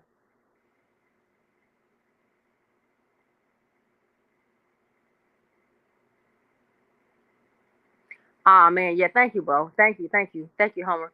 And Kelly, I see you, baby. She said, fact, when she found out she tried to help her. I know that to be a fact that Irene did try to help in the capacity in which she did help. I don't have proof of what I believe in, what I know she did, but I know. I know, baby. I know. I feel so bad for her, honestly. I feel bad for her because she's living with the truth, and the truth can eat you alive, man. Like Monifa don't really know what happened to Kanika. Monifa just left her in at the party out west and put something in her drink and let them niggas get her. The dudes from out west grabbed her, and Monifa knows that part, but she also knows that Kanika didn't die from that. So she's okay with that. She's like, well, Kanika didn't die, and Irene, y'all got her after that. So what did y'all do with her? So that's the beef between the two of them. They're beefing about when Kanika lost her life. I know, Kelly. I want and I want you to show the people. Y'all, so Kelly got something to show everybody. So we gonna let her show it. We're gonna let her show it. It's time that she shows the proof because the time is drawing nigh. It's getting closer to when we're gonna wrap everything up. And it's just time for everybody to come forward with what they got. If they plan on helping Kanika and want to close this out and do what they're supposed to do for her, then it's time that everybody come forward. So I already knew, Kelly, you had to come in. I didn't want to put your name in this. I like you noticed I never said nothing about nothing you had. I never said nothing. But you definitely said it, and I want you to tell what you know. So I want you to have your moment because you're definitely telling the truth, and I know you're telling the truth because I have information that I got, and what it didn't come from you. You didn't give me the information that I have, and you have the information that I have. So there's no fucking way we both got bad information. There's no way. There's just no way. But bro, man, you and your people got us in our feelings, man. Homer talk about it's a beautiful thing what y'all doing. I really do what y'all doing, but I ain't done it in a while. It's been like 3 years, bro, since I did anything charitable on that level where I actually got with people and done something like that. I haven't done it in 3 years. I need my ass beat for real, because my strong ass, all the resources I have, I ain't got no issues, no problems. I need my ass beat for not getting up doing something for somebody else. I really do. So I know better. I was raised better, and I got to get back to the business of doing what I'm supposed to do. So I do this for Kanika, and this is child's play though. This talking shit is second nature for me. But I need to get out and pack some lunches and bags and some perishables, non-perishables, and get out there and help these people, man. They need help. I'll mute my line. When you go ahead, bro.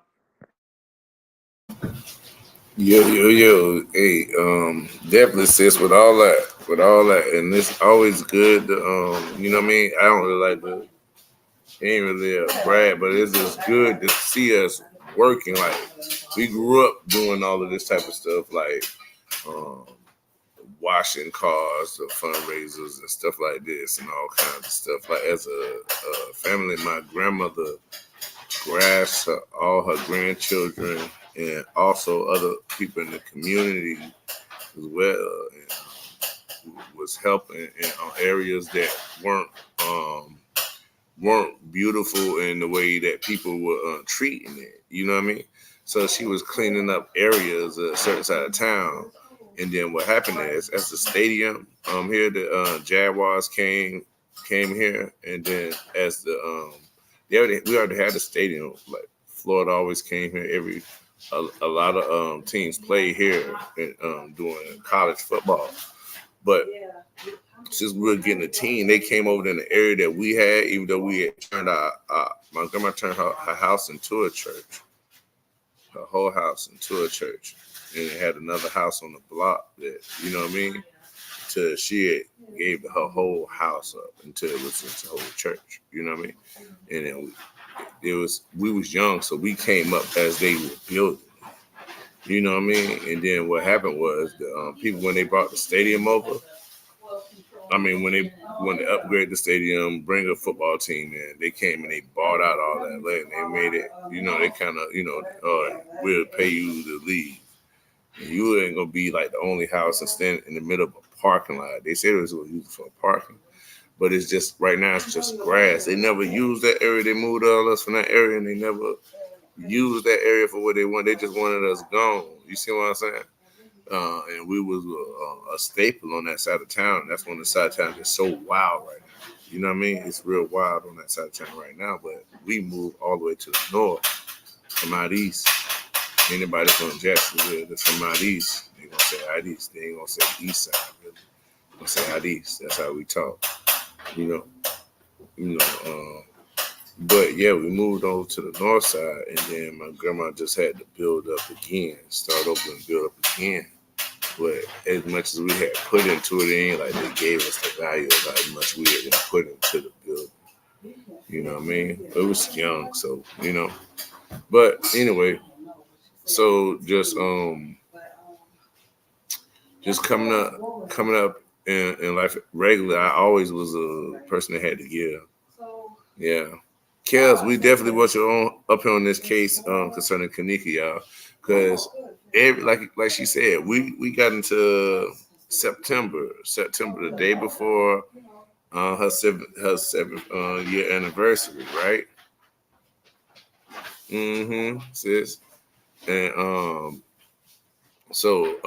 we got everybody who got real information, something that was been given, God giving you about Kanika, or just knowledge from inspired by seeing and piecing things together.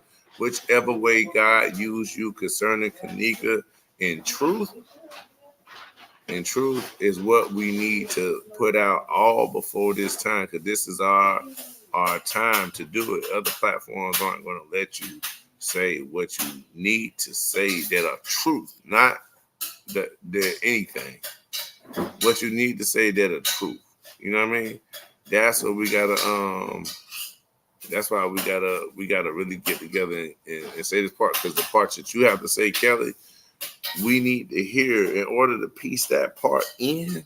We all as a whole need to hear that and have a chance to graft that into the whole picture of what we know, because there's a point, it's a blank.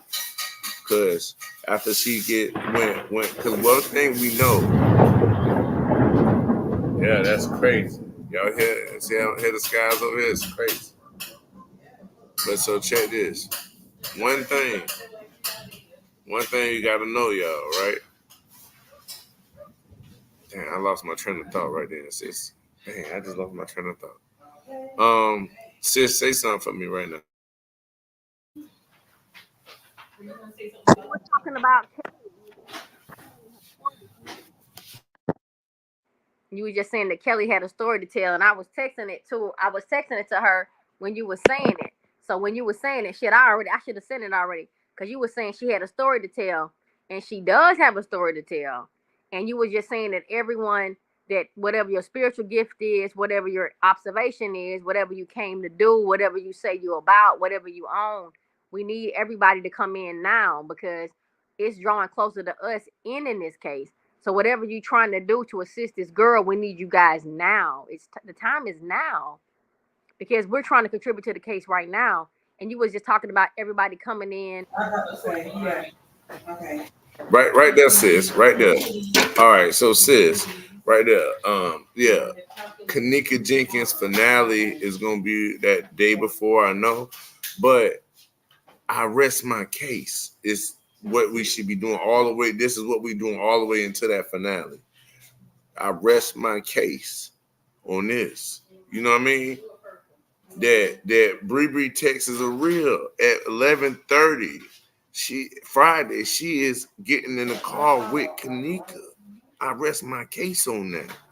I won't be lied to. When the people ready to say that, she left on Thursday. I rest my case on it. Double down on the things you know that's true, that way you can't be deceived. Yeah, that's right, Kelly. And we want to hear exactly what you saw. You know what I mean? And so that we can graft that in. So you see what I'm saying? What we do is where our blank is going to be, Kelly, is where you are telling. And then whatever. What date was Thursday? What date was Thursday? September the 7th was Thursday, the 8th was Friday, 9th was Saturday, 10th was Sunday. 7th, 8th Friday, 9th Saturday, 10th Sunday. So 7th Thursday, September the 7th. After that, she left the crib. All right. So what I was, since you saying something, hold on. No, you go ahead, bro. You go ahead. I'm gonna mute mine. Yeah, and she do need to speak so that we can piece it. She can't just speak it on the last day. You got to speak it so we can graft it into what we know, so we can formalize it. You see what I'm saying? We need that piece. We need that piece. What hotel? You seen her running. Link me online.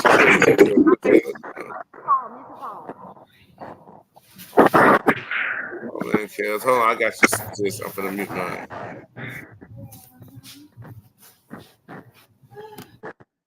All right, Kelly. So we're getting ready to drop the. Oh, bro already did it. Okay, Kelly, do this for me. Go ahead and click the link that he has on the screen. If you need me to walk you through it, I will. But I know you had a hard time the last time. Click the link that's on the screen. It's going to take you to an app. It's going to ask for your information. It's going to ask you, do you want the video on or off or not? You can either use your computer or your phone. If you use your computer, I can call you. But if you're on your phone, I can't call you. So use your computer, use your phone. Tell me where you what you're doing, and I can try to help you walk through it. But it's time for you to speak, baby girl. The time is now. All right, so I'm on it. I'm on here on my iPad. So hold on 1 second, guys. Let me try to call her to see if she's on her computer or if she's on her phone. 1 second, bro. I'm trying to call her.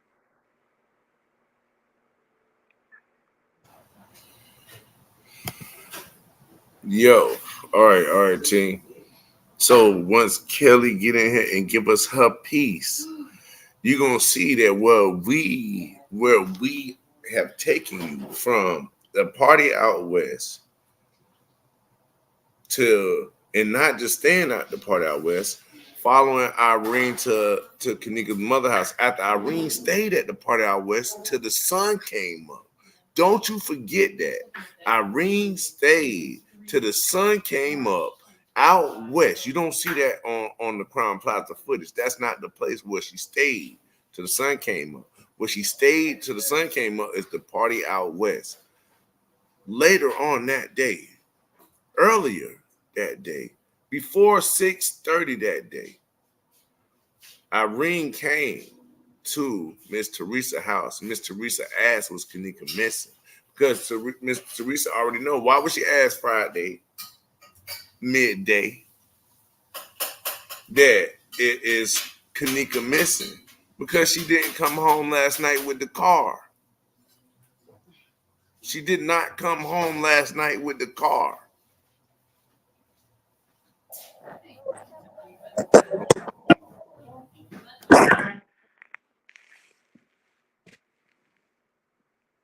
Is she backstage, bro? Hold on, let me see. She said she was backstage. I don't know if she backstage or not. I don't see it. Well, let me see it. No, you said usually it is off, but you can heat it up in the microwave. Just maybe 45 seconds. No, I was asking for the full energy. Oh, the full. Oh, sorry. Yeah, y'all. We got to piece this. I'm waiting to see. As soon as I see them backstage, I'm clicking them up. You come backstage, it's going to pop up right here at about there. Kelly. Kelly, you need to connect your mic. There you go, Kelly. Gotcha. Boom. Kelly has been added to the stage. Can you hear me? It's Kelly. We waiting for Yes, you to I come can hear up. you. All right. So does it say when you hit the link? Does it say StreamYard? No, it says I'm in the show. Everyone can see and hear. Kelly, you up here. You up here. You up here, Kelly. Okay. You up here, Kelly. All right. Bye, T. Okay, you can hear me? Yeah, we all up here. All right. Let's see how it sounds. Kelly, say something. Can you hear me? Can you hear me? Yeah, I hear you. I hear you. All right. Am I clear enough where everyone can understand what I'm saying? Yes, Kelly. You're very clear. Everybody can hear you right now. Yeah. Good. Yeah, Kelly. So where you want to start, Kelly? Would you want us to lead to what we can't, what we don't know yet? And let you fill us in? Yeah. Lead me to the Marriott. I want to lead you to the Marriott. Is that fine? Okay. Hold on. All right. Stop right there. All right. I gotta wait for T. If T you want to talk? Yeah. Hey, T just. All right. Hold on. Go ahead. All right. So bro's muted. Kelly, can you hear me? All right, so I'm not sure if I everybody. can hear you clearly. Okay, cool. Okay, so I want to lead you to the Marriott. So I want to tell the story about how she got to the Marriott. So after leaving the house at 11:30 on. Hey, Kelly, you see how to mute yourself? We gotta both mute ourselves when Slay talk because that's the only way her can be clear. All right, both of y'all muted. All right, so hopefully you guys can hear. All right, so let me bring her in, and then I'm gonna stop where she is coming in. So after Kanika left the house at 11:30 on Thursday, headed to the party out west, a series of unfortunate events took place, and she was unfortunately inebriated, given something that made her rendered her unable to fight, and then she was left vulnerable. Monifa left her, and they left her, and she was just there and being subjected to whatever the hell happened with the guys out west. And then at 11:30 that night, they actually Bree actually got up with her. I want to say for the record that Bree was not with her when this all went bad for her. Bree was not there, and neither was Maya.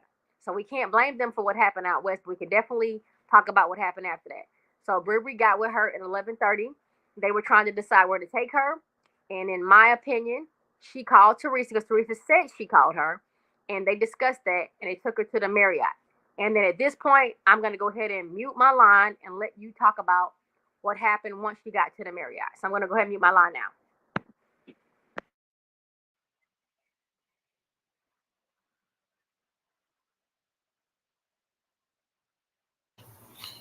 It's on you, Kelly. Okay, this is all right. This is where I am, and this is the one thing I want everybody to know. I'm not an onliner. I'm not a blogger. I don't follow the internet. At the time this happened, I was fire department. I just finished 2 years of college for FSD. Okay, so I did not know any of these people. I'd never been to Chicago. I was coming home one night, and I'm in the train station, and I'm just going through my phone, and I happen to see the hotel and this pretty little girl. So I click on it, and we have Wi-Fi in the good parts of the train station. And the story comes on about KJ, and it's another lady, professional woman, at the train station. And like I said, I'm fire department, so people will just automatically talk to me. And I asked, I said, did you hear about this story about the little girl who got locked in a freezer? And she looked at my phone and she said, I vaguely heard something about it. I said, girl, you have to read this. I said, this is the most horrible thing I have ever heard in my life. Okay. So that was that. Train come, I go home. Sometime that week, I'm not exactly sure the date because I have to look back in my diary, but I did note it. I go to bed, and from the age of 5, I'm gifted. And this is why I call myself folklore. I see things, I hear them. Um, I have visions. My greatest gift is death. Anything to do with death, that is my greatest gift. I'm a medium, but I don't practice anything on my gift. I don't look for spirits. I don't go to haunted places. I just live my life and things come to me. Now, I would not wish this on nobody because the things I see, I don't wish to see. Anyway, I go to bed and I'm not myself. Also, when I have these visions, I'm a part of it. I'm someone else. I'm a person in this scene. And I call it a scene because that's what it looks like to me. I'm aware I'm dreaming. Excuse me. I'm aware I'm dreaming.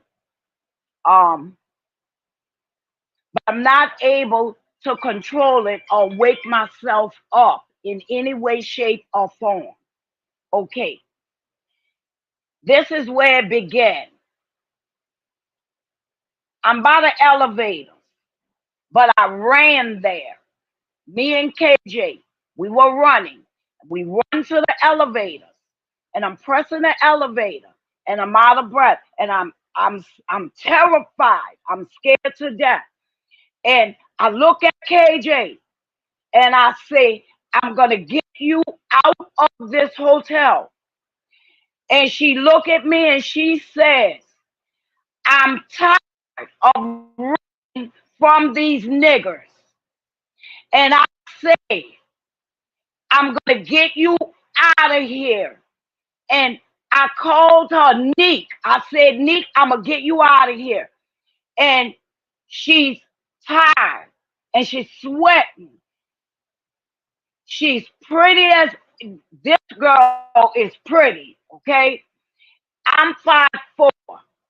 I'm about no more than 120. KJ is taller than me. She's not particularly bigger than me, but she is. She's a little thicker than me, but she's fine. But she's still on the petite side.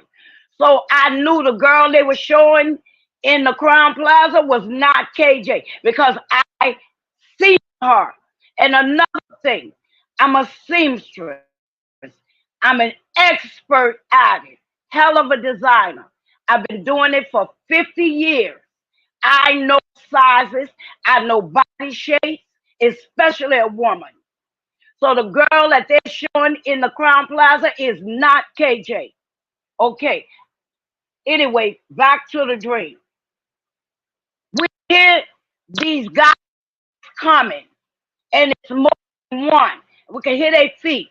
And I'm telling KJ, be quiet. And I'm pressing the elevator. They're coming. She hear them. I hear them. All I not is feelings because we're not talking. And we're terrified. They come up on us at the elevator bank. And it's a guy in a red hoodie and two guys in black hoodies.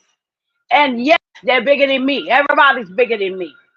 The red hoodie pushed me out the way. And he looked at me, and it's an understanding. We're taking her. And I'm saying no. And the two guys in a black hoodie push me. And they take KJ on the elevator come. They taking her onto the elevator. And the guy in the red hoodie is standing in front. KJ's behind. He's blocking her.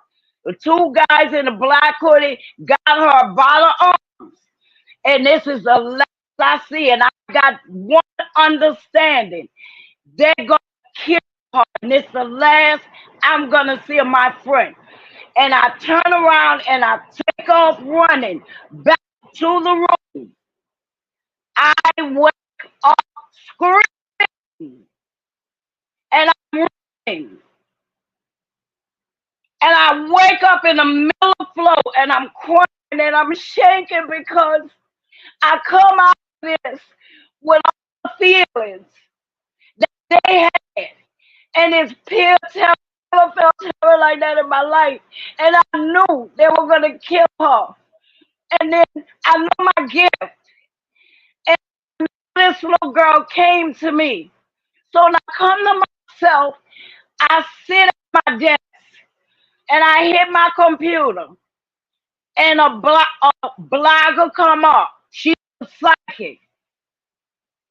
I've given her name, but I'm not going to mention her name on live.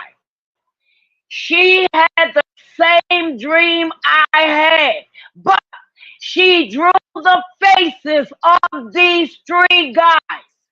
And I'm thinking, how could this girl have seen the same thing that I just saw?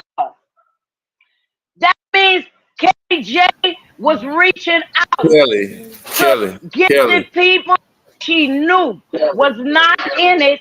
What? 1 second. Yeah. Go back Okay. 1 minute into what you're saying and say it a little bit lower. because it was you were Okay, pitching out and it you was gotta breaking forgive me up. because okay, you gotta forgive me because when I tell this, I'm back in it again with all those feelings and all that terror. And like I said, I had never felt terror like this in my life. And it all was coming from the person that I was. And I know who I was. And I can't tell you who I was because myself and KJ and her saw the three guys that had her last. The guys know who they took her from. She know, and it's no way for me to know. KJ is dead. So for me to say, they would think she told, but she did not tell.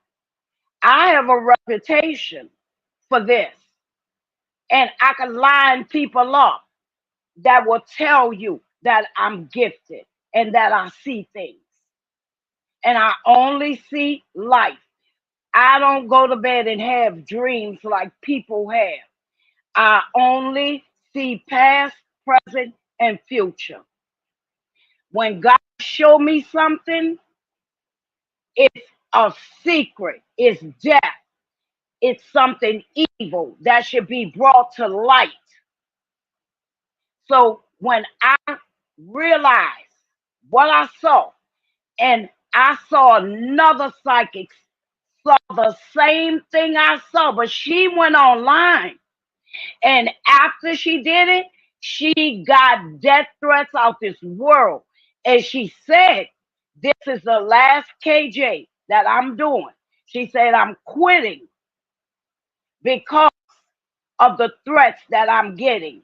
Because the girl was telling the truth.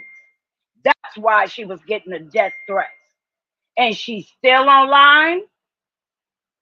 And if you go back, you'll see her videos. I tried to find that video where she drew their faces, but she took them down.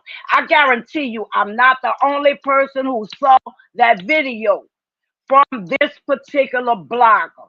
She's very gifted and she's really psychic. Okay, another thing I got from that place I was in. I was not in a Crown Plaza hotel. I was in another hotel. So when they kept showing Crown Plaza, that's not where I was. So I knew they were lying. And then they kept the number 6. I got the number 6 from KJ. I thought it was a date. It may not have been the date.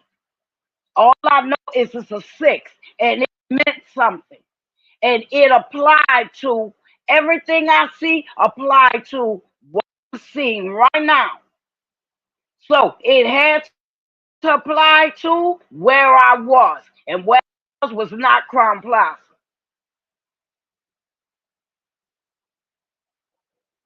Now, the person I was, that person know I'm telling the truth. And she know it's no other way for me to know besides KJ coming to me herself.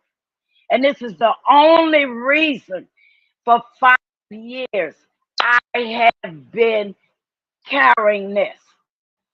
So it's some people that I thought was very serious about solving what happened to this girl. When I kept seeing a Crown Plaza and I kept seeing this crazy shit. And I kept seeing this girl walking in this hotel and it's not KJ. Now, who gonna believe me? I'm not a young woman. I am not in this no way, shape. I got 2 careers. And it has nothing to do with the internet. So why or how am I going to prove that everything y'all are saying on the internet is wrong. Who gonna believe me? Okay.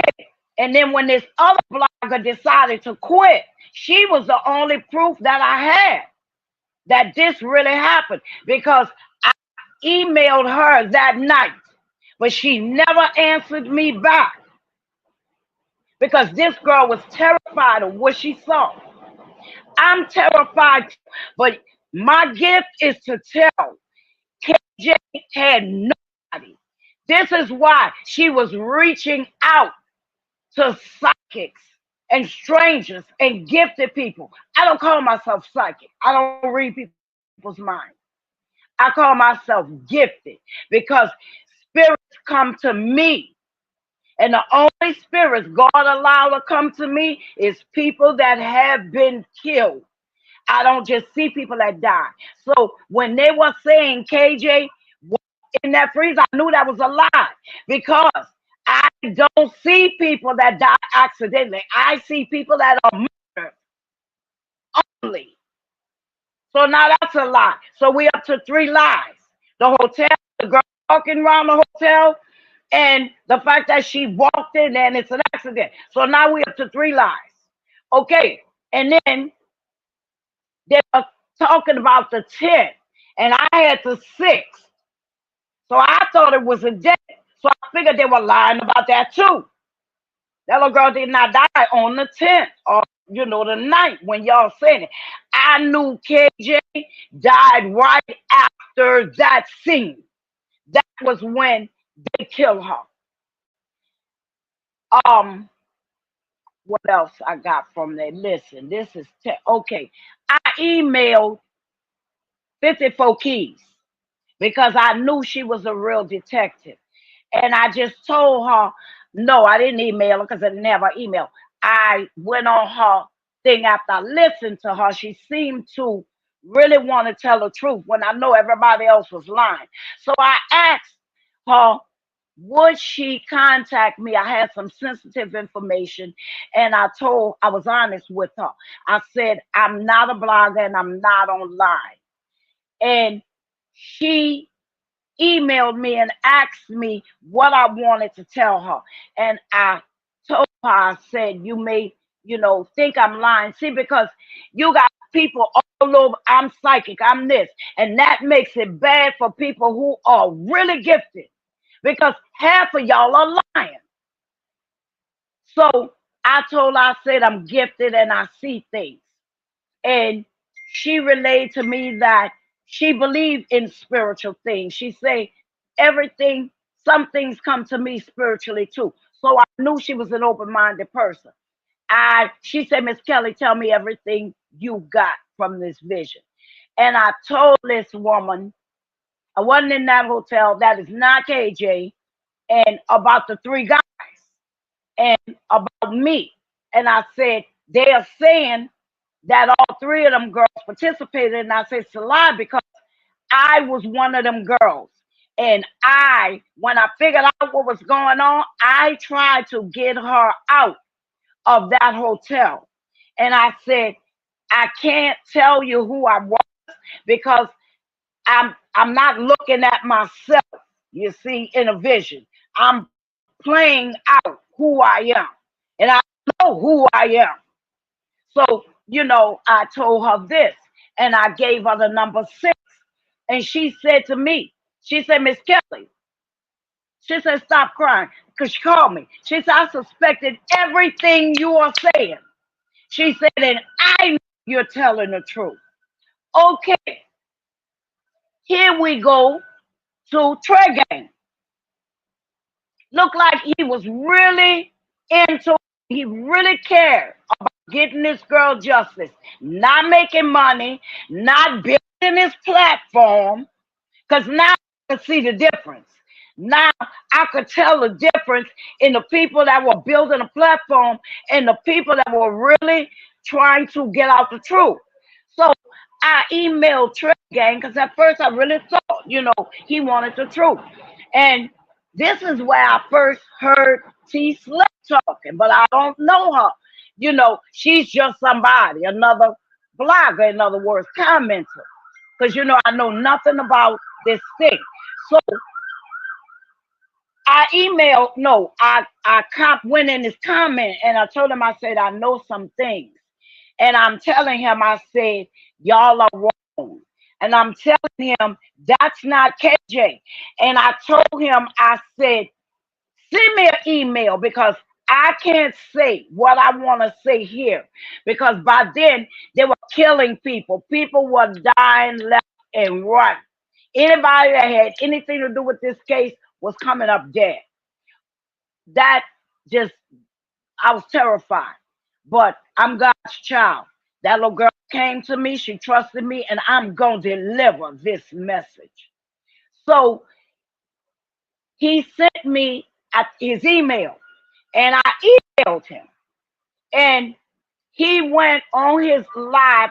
I expected him to kind of fit it in or see whether or not what I'm saying is true.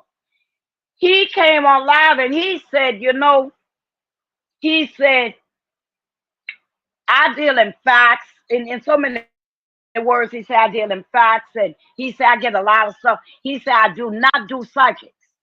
I do not believe in psychics. He said, now that's said very rudely. And he went on with the lie. See? Okay, so I had no faith in these bloggers.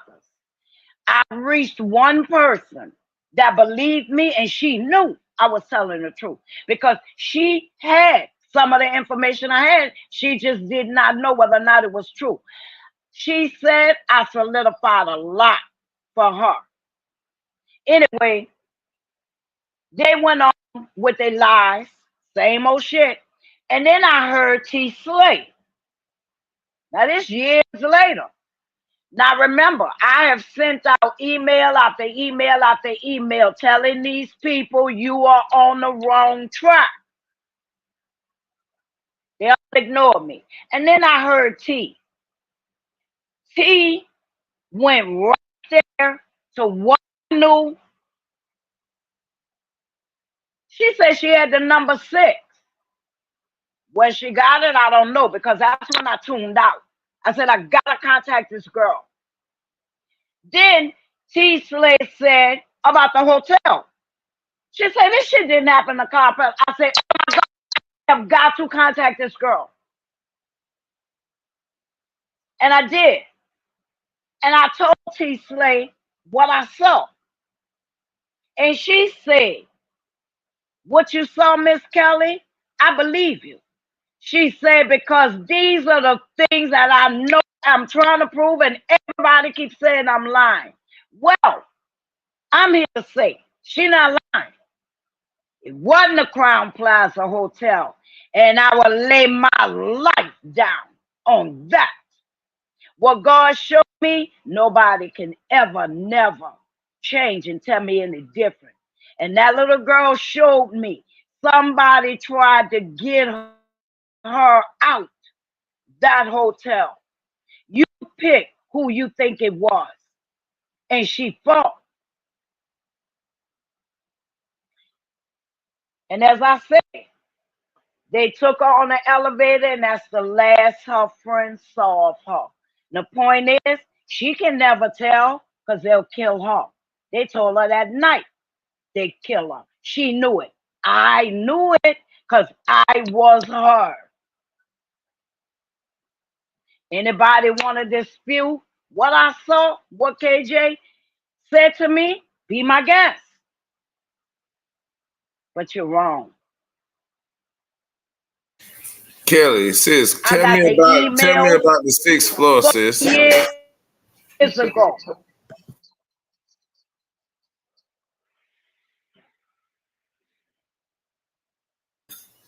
You heard me, Kelly? Who, you talking to me? Yeah, didn't you say something about the 6th floor? Tell me about the 6th floor. Listen to me. Okay. I did not know whether it was the 6th floor. I'm saying now. I don't know whether it was a 6th floor or a deck. But that night, I knew the number 6. And I could not explain that until T. Slay said it was a sixth floor in the Marriott Hotel. Thank you. Listen, no gifted person have all the answers. It's like a puzzle, but it'll fit when you find the right person to give that information to. And I never stopped looking to find someone to give that information to. T. Slay is the one who figured out it was the sixth floor. All I had was the number 6, and I thought it was a date. And as I said, it took her to correct me. And what makes sense? What fit this vision? The sixth floor, not the sixth date. Thank you. And I probably come up with the number, I was left with the number 6 because we were at the elevator trying to get KJ out. Listen, you can't make this up, okay? I have emails that stated the same shit I just told you 5 years ago. And these emails were sent to different people. I gave T. Slay those emails and she welcomed to share them with y'all. So it took years for the 2 hotels to come out. The number 6, what still had not come out. Those 3 guys were shown. 54 Keys showed them. That's how come she knew I was telling the truth. She said, Kelly, I got the 3 guys you saw. But matter of fact, one of them is light skinned. I'm brown skinned. I say I'm brown skinned. People say I'm like brown skinned. He's a shit lighter than me. All right? Okay. It's what y'all would call him, a red ass nigga. All right. That's who I saw. Open for questions. Yeah, sis, that sound beautiful. I love when you talk real, because you know when we speak from Okay, past. another thing. Hold on. That wasn't the only dream. That was the only one that you knew about. It was another one that Slay knew about, and no one else know about this second vision but me, Slay, and KJ, and God, because that's who gave it to me, KJ. It was a question. Okay, I had a second vision. I did not know it was KJ because I see a lot of death. I don't always know the people. Like this little girl. I did not know this little girl. Okay, I'm at a pool. This is the scene. I'm at a pool. This is where I come in the vision. It's 2 white men. That one is in a white shirt. Well, I thought was a military shirt. Hell no. That was a police supervisor or captain white shirt. And another one, he just had on like the suit pants and a regular shirt. No, the other one had a suit on. Anyway, I'm standing up and I'm talking to an employee. Now, I don't know who I am. We're at the pool and the chairs is all fucked up. Like they're all turned over and the tables is all turned over. And something has happened and they're trying to figure out what to do about it. And I wake up. No. I saw a sheet or something on the side of the pool, like a body. And I wake up. And that's it. And I left that alone because I don't know what it is. And I don't go looking for shit. Okay? Life is complicated enough. All right. So I left that alone for a while. Years. Didn't even think about it. And then me and T Slay talking. And it comes up about the pool. And I'm like, holy shit. Wait. And it comes back to me. I said, girl, wait a minute. That little girl came to me twice. Not once, twice. And I told T what I saw. And I said, God, was that KJ? And this is way after me and T Slay talked late that night. And I said, you know, KJ, I said, if that's you in the pool, I said, let me know. I said, show me, tell me, so that I can tell T. I went to bed that night and I woke up soaking wet. And the minute I woke up, I the answer is yes. She was in the pool. I got up, changed my clothes, called T, and told her what happened to me. And I say, from now on, the answer to that question is yes.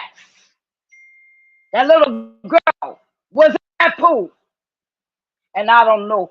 See, this is why I tell people, you want to pretend you're psychic, you want to play with the dead, you want to go to these haunted places. Stop. You have no idea what you are playing with. The spiritual realm is no place to play. It is real. It is powerful. Just stop playing. I never asked someone to tell me something. I never reach out to a spirit. I asked that little girl something and she answered. So I know the people that did this are listening. I know the people participating, listening, and y'all know what that little girl showed me is true. And you know everything I'm saying is true. And to the person that tried to help her, baby, I got you. And I know you did not know what was going on. But I know when you found out, I know you went out your way to get KJ out of that hotel. Me, you, them three boys, KJ, and God knows you tried to help her. And I'll take that to my grave, little girl.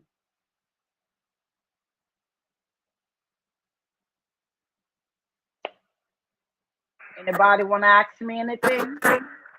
You can mute your phone, Kelly. I have a lot to say. um, when Kelly contacted, I didn't know what was going on. I had no idea. I have a lot of people contacting me on TikTok, and I've had a lot of people contact me, more than you guys could ever imagine. I don't even know how to filter through what anybody is saying anymore. It's just like I'm just shit at this point. I'm not even responding to people because there's too many people from TikTok, of course. And then Kelly was saying stuff in the comment section, and she said something. I don't know what she said, but she got my attention. And then I contacted her, and she said something else that got my attention. I don't remember. Doesn't even matter what she said. Whatever she said, it got my attention. And she asked me about the number 6 and about KJ in a pool, and I'm like, what who the fuck is this lady, and what is she even asking me, and why is she asking these specific questions? And I was like, well, let me just answer her. I said, yeah, and we just start talking, and she was just like, listen, I know you probably don't believe me, but, and then she started talking, and I said, no. I said, wait a minute, let me tell you how I got started. And I told her that in the beginning, when the case was new to me, I heard some shit in my kitchen. I heard some stuff in my kitchen. I moved into a new house, and it was a kitchen, and there was nothing in my house. There's nothing in my house at all. Like to tell you about the story about the chair in the front room that I told y'all earlier. I was in a house with nothing in it, nothing in my kitchen, no pots, no pans, but I heard pots and pans in my kitchen, and I didn't understand why I heard pots and pans. I was like, what the hell? So I got up and I went in my kitchen. There was nothing there. Of course, there was nothing there because I was new. I was new. There was nothing in there. There was nothing.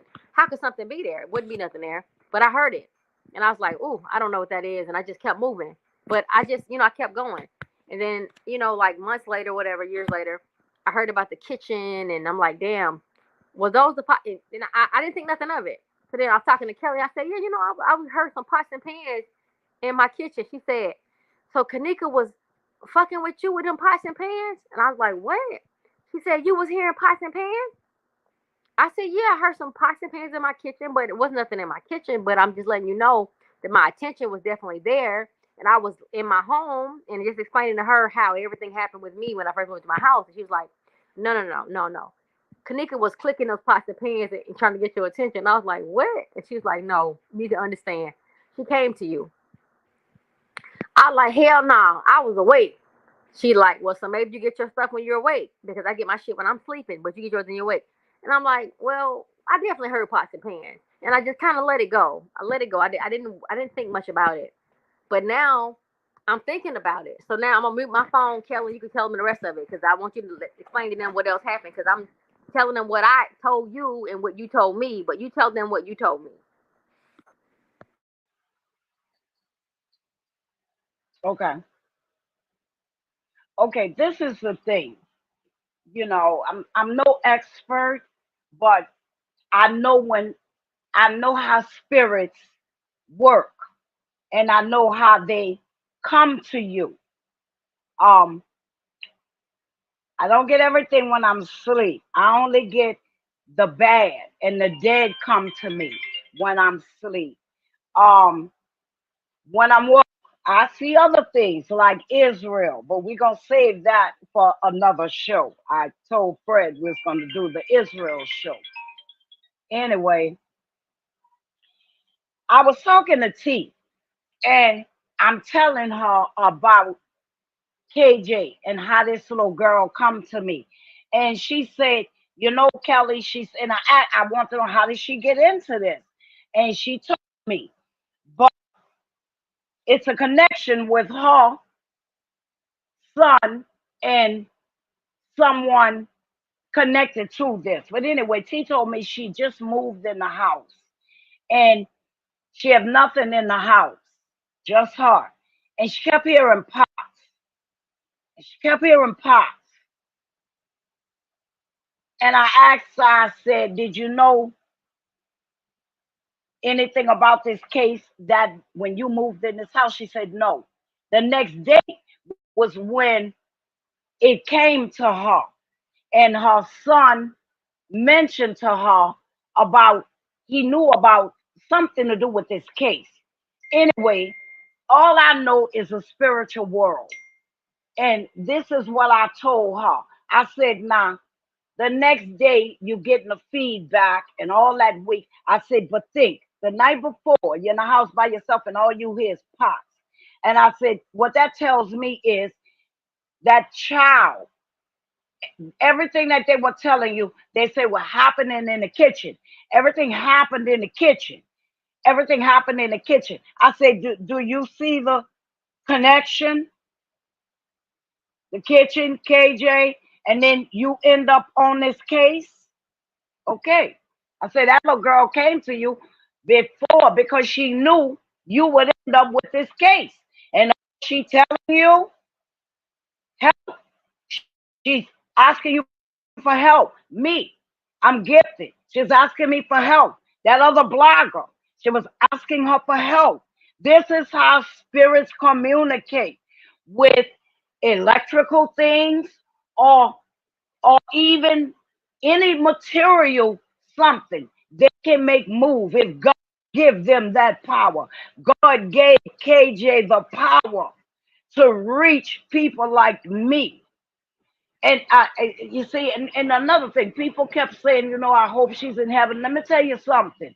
That little girl is in heaven because God don't allow allow nothing bad to enter my head when I'm sleeping. I see some awful shit when I'm woke. And I can go into visions wide awake. But when I'm asleep, only God controls that. That little girl is in heaven. And this is what I was trying to get T to see. Our spirit know what you gonna do before you do it. Our spirit is guided by God. So her banging them pots in the kitchen where she don't have pots because the girl had nothing in there. I said, girl, that was KJ. That was that little girl reaching out to you for help. She connected it later. It's no, a vision. And when a spirit come to you, it's okay. When you get psychics and they're like, okay, let me tell you what happened. This happened, that happened, 1, 2, 3, 4. They're lying because visions do not come to you like 1, 2, 3, 4. You don't understand the whole picture of what you're okay. Let's say you got a 30-minute television show. You don't understand all of what you're seeing in that particular vision. Like with KJ, let's use real life. I did not know what 6 meant. I did not know what happened before we were running and end up at the elevator. I don't know what happened after the elevator doors closed. But I know one thing. KJ showed me the end. She showed me what she wanted the public to know. And the biggest thing I got, she wanted y'all to know one of them girls tried to help her and put her life on the line. And she wanted you to know the 6. And she wanted you to know she wasn't in that hotel. Okay, here we are 5 years later. Look how long it's taken to piece this together and to get this to the right person who understands it. Our vision is like a puzzle.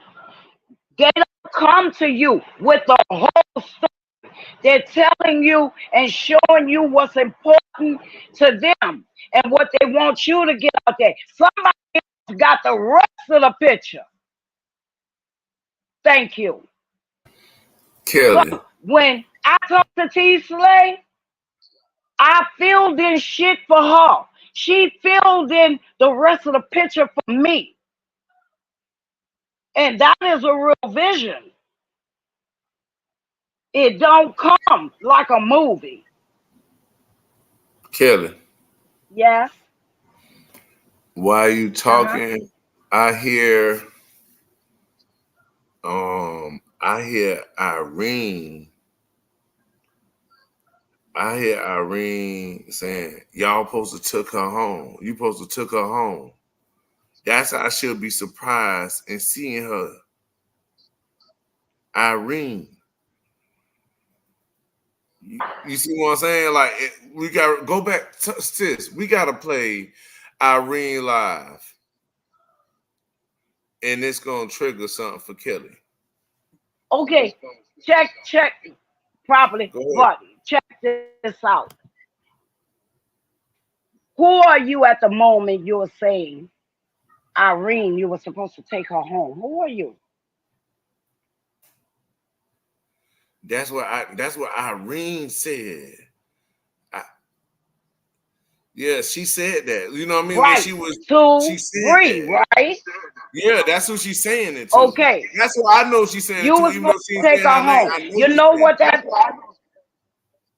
Yes, right, so right. But you know what that what I make of that? You were supposed to take her home. Y'all got that out the text, right? Yeah.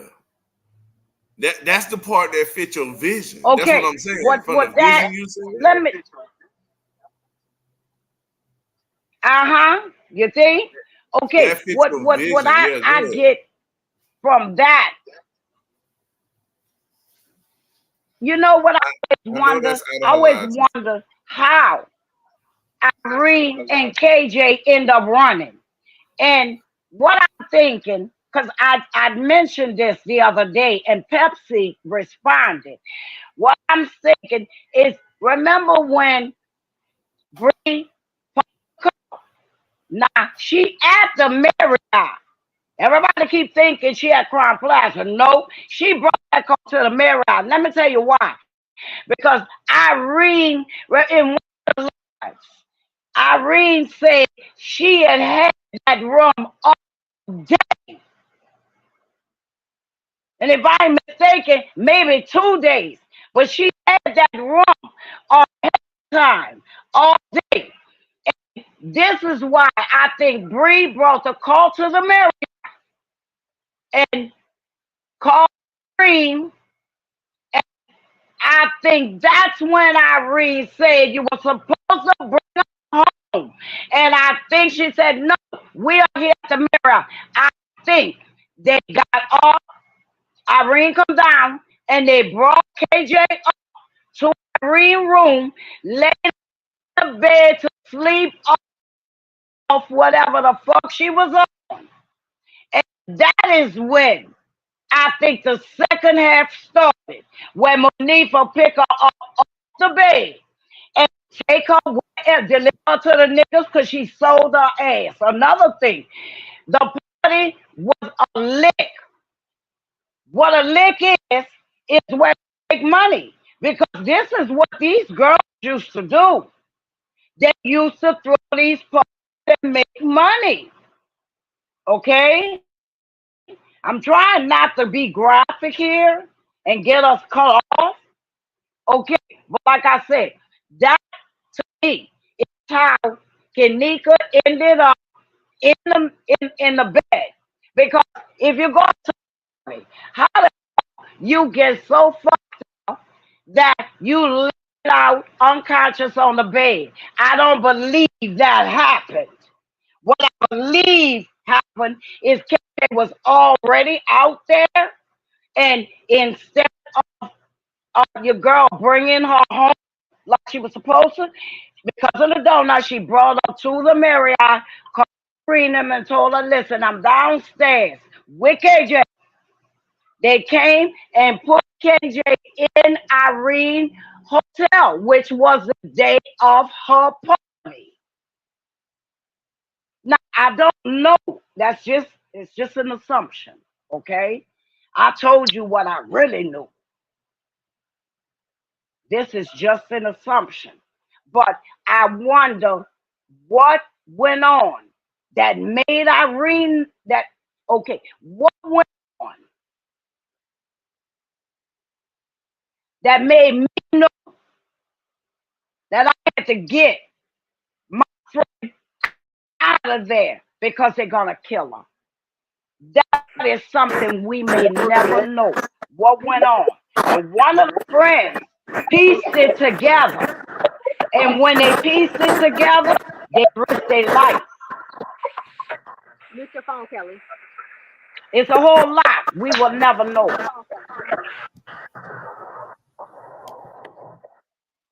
Okay, so everybody's phone is muted.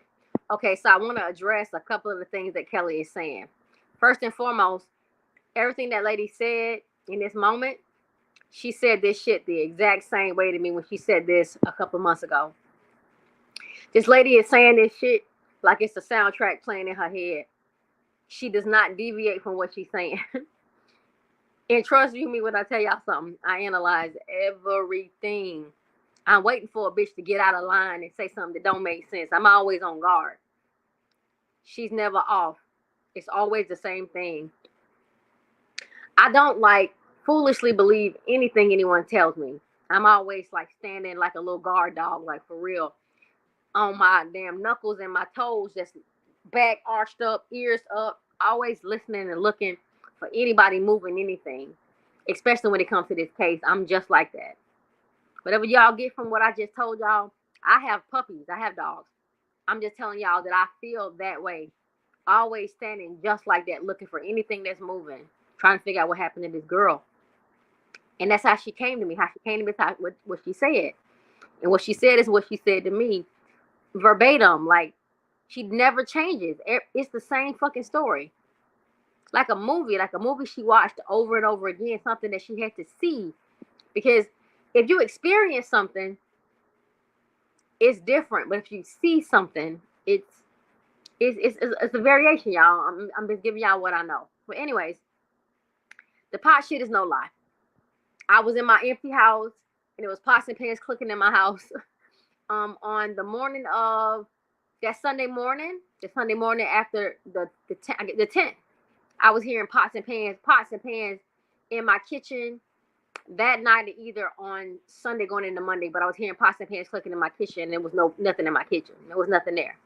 So I don't know what the fuck that was, but I heard it. I was creeped out. I was like, damn, this case is creepy. Let me just cut the volume down. I don't even want to hear it no more. I told you guys that. If you go back in my lives, I told y'all that I heard pots and pans clicking. So Kelly not telling y'all no shit I ain't already tell y'all. I've been told y'all that. But at any rate, I know that the number 6 is associated with the 6th floor. And P said 609, 609. Everybody thought like the 6th person said the 6. No. 609 is definitely prevalent. But I'm trying to remember why I even intervened at this point, because I definitely intervened for a reason. But I'm so caught up with what she's saying. But I want y'all to know that ain't nobody tripping, that we're not making nothing up. This is nothing to get sensationalized, nothing. Like, this is nothing. She can tell you guys it's been months. Been on this shit for months. We're just not talking about this because it's time for everybody to put out what they have. Put it on the floor for 2024. Put it on the floor for real.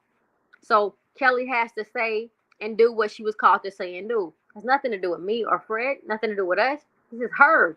This is what she has to do. Nothing to do with me.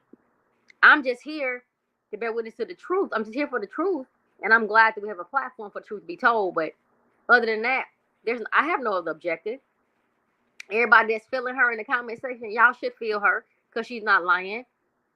54 Keys can get on this bitch and say it. I'm going to call her and let her tell the truth about her because Kelly not lying. She called everybody he said she called them. And she was trying to get the truth out. And then she contacted me. And I was like, damn, she knows stuff. Well, she been listening to me, so she should know some stuff. But then she said stuff that I didn't even say. I was like, oh, okay, this is deeper than me. This ain't about me. And then she could start telling me stuff. And then I called her, and she just went the fuck off. She just was gone, like she was gone. He was like, whatever you want to do after this, you could do whatever you want to do. But I had to tell you the truth. And I just stopped. And I really didn't have nothing to say. I didn't even know what to say to her. Other than, damn, I believe you. I know you're not lying. And I didn't know. Understand something. When somebody calling you and giving you information that you have because you researched it, and they calling you, telling you some shit that you researched, nobody know that you researched it, but you researched it. And she telling you something that you had to dig and search it, excavate for this shit. And she just telling you, well, this is what I know. I didn't think she was involved. I just was like, who are you? Why are you here? Like, what? But then I didn't ask those questions because I asked for that. I asked for the truth. I prayed. I meditated. Whatever y'all want to say I did, I asked for it. I wanted to know what happened to her. And whatever that meant, I was ready for it. I don't want to see it, though. I don't want to see it. I don't want to see nothing. I don't want to see nothing because I'm an artist. I won't forget what I see. I don't even forget what I hear, honestly. But I just wanted to know. So give it to me, second, third hand. But I'm just telling y'all that this is not a lie. It wasn't a lie.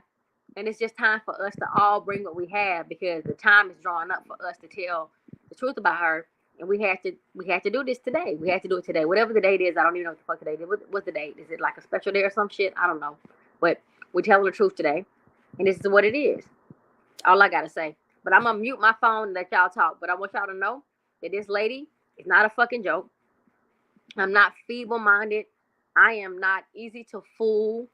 I will scrutinize everything you say. I watch everything moving. I can watch a blade of grass moving in a whole fucking field and a little blow. It could be an ant crawling on a blade of grass, and I can see the fucking blade of grass moving. I watch everything because I'm slick kind of paranoid. I'm always trying to save my own life, my kids' life, trying to be protective of my family and my how I was raised. So I watch everything.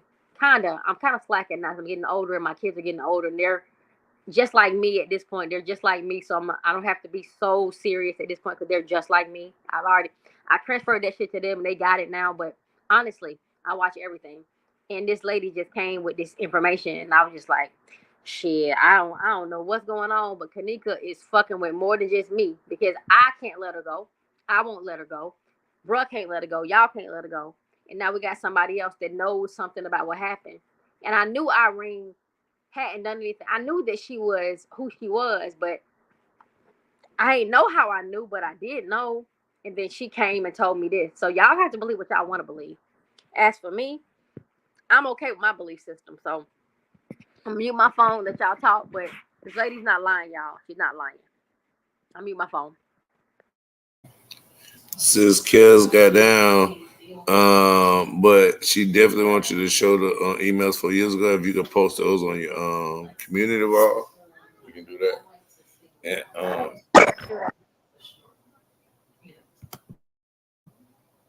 all right, I know you said yeah. Okay, so also besides that, at 6 I gotta get off, so it's like we got 11 minutes left on here. Since I gotta get ready to head out. But anyway. Oh, you want to say something, sis? Hold on.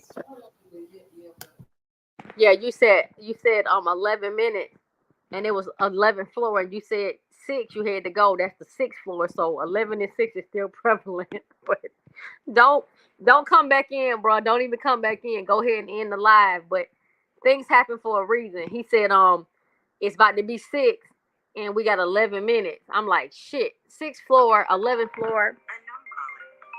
It's just weird. But it was just funny. It's like, but nothing's funny. Nothing's weird.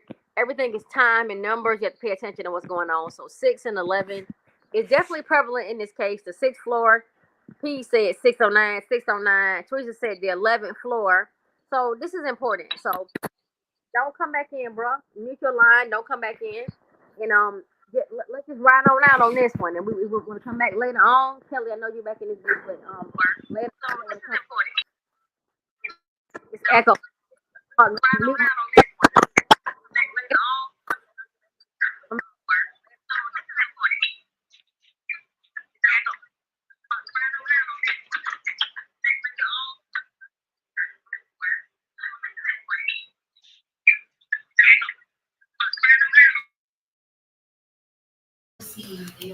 All right, I got it. So, all right, we're gonna end this here. Kelly, you come back tonight. We're gonna do it live when I get back tonight from Bible study.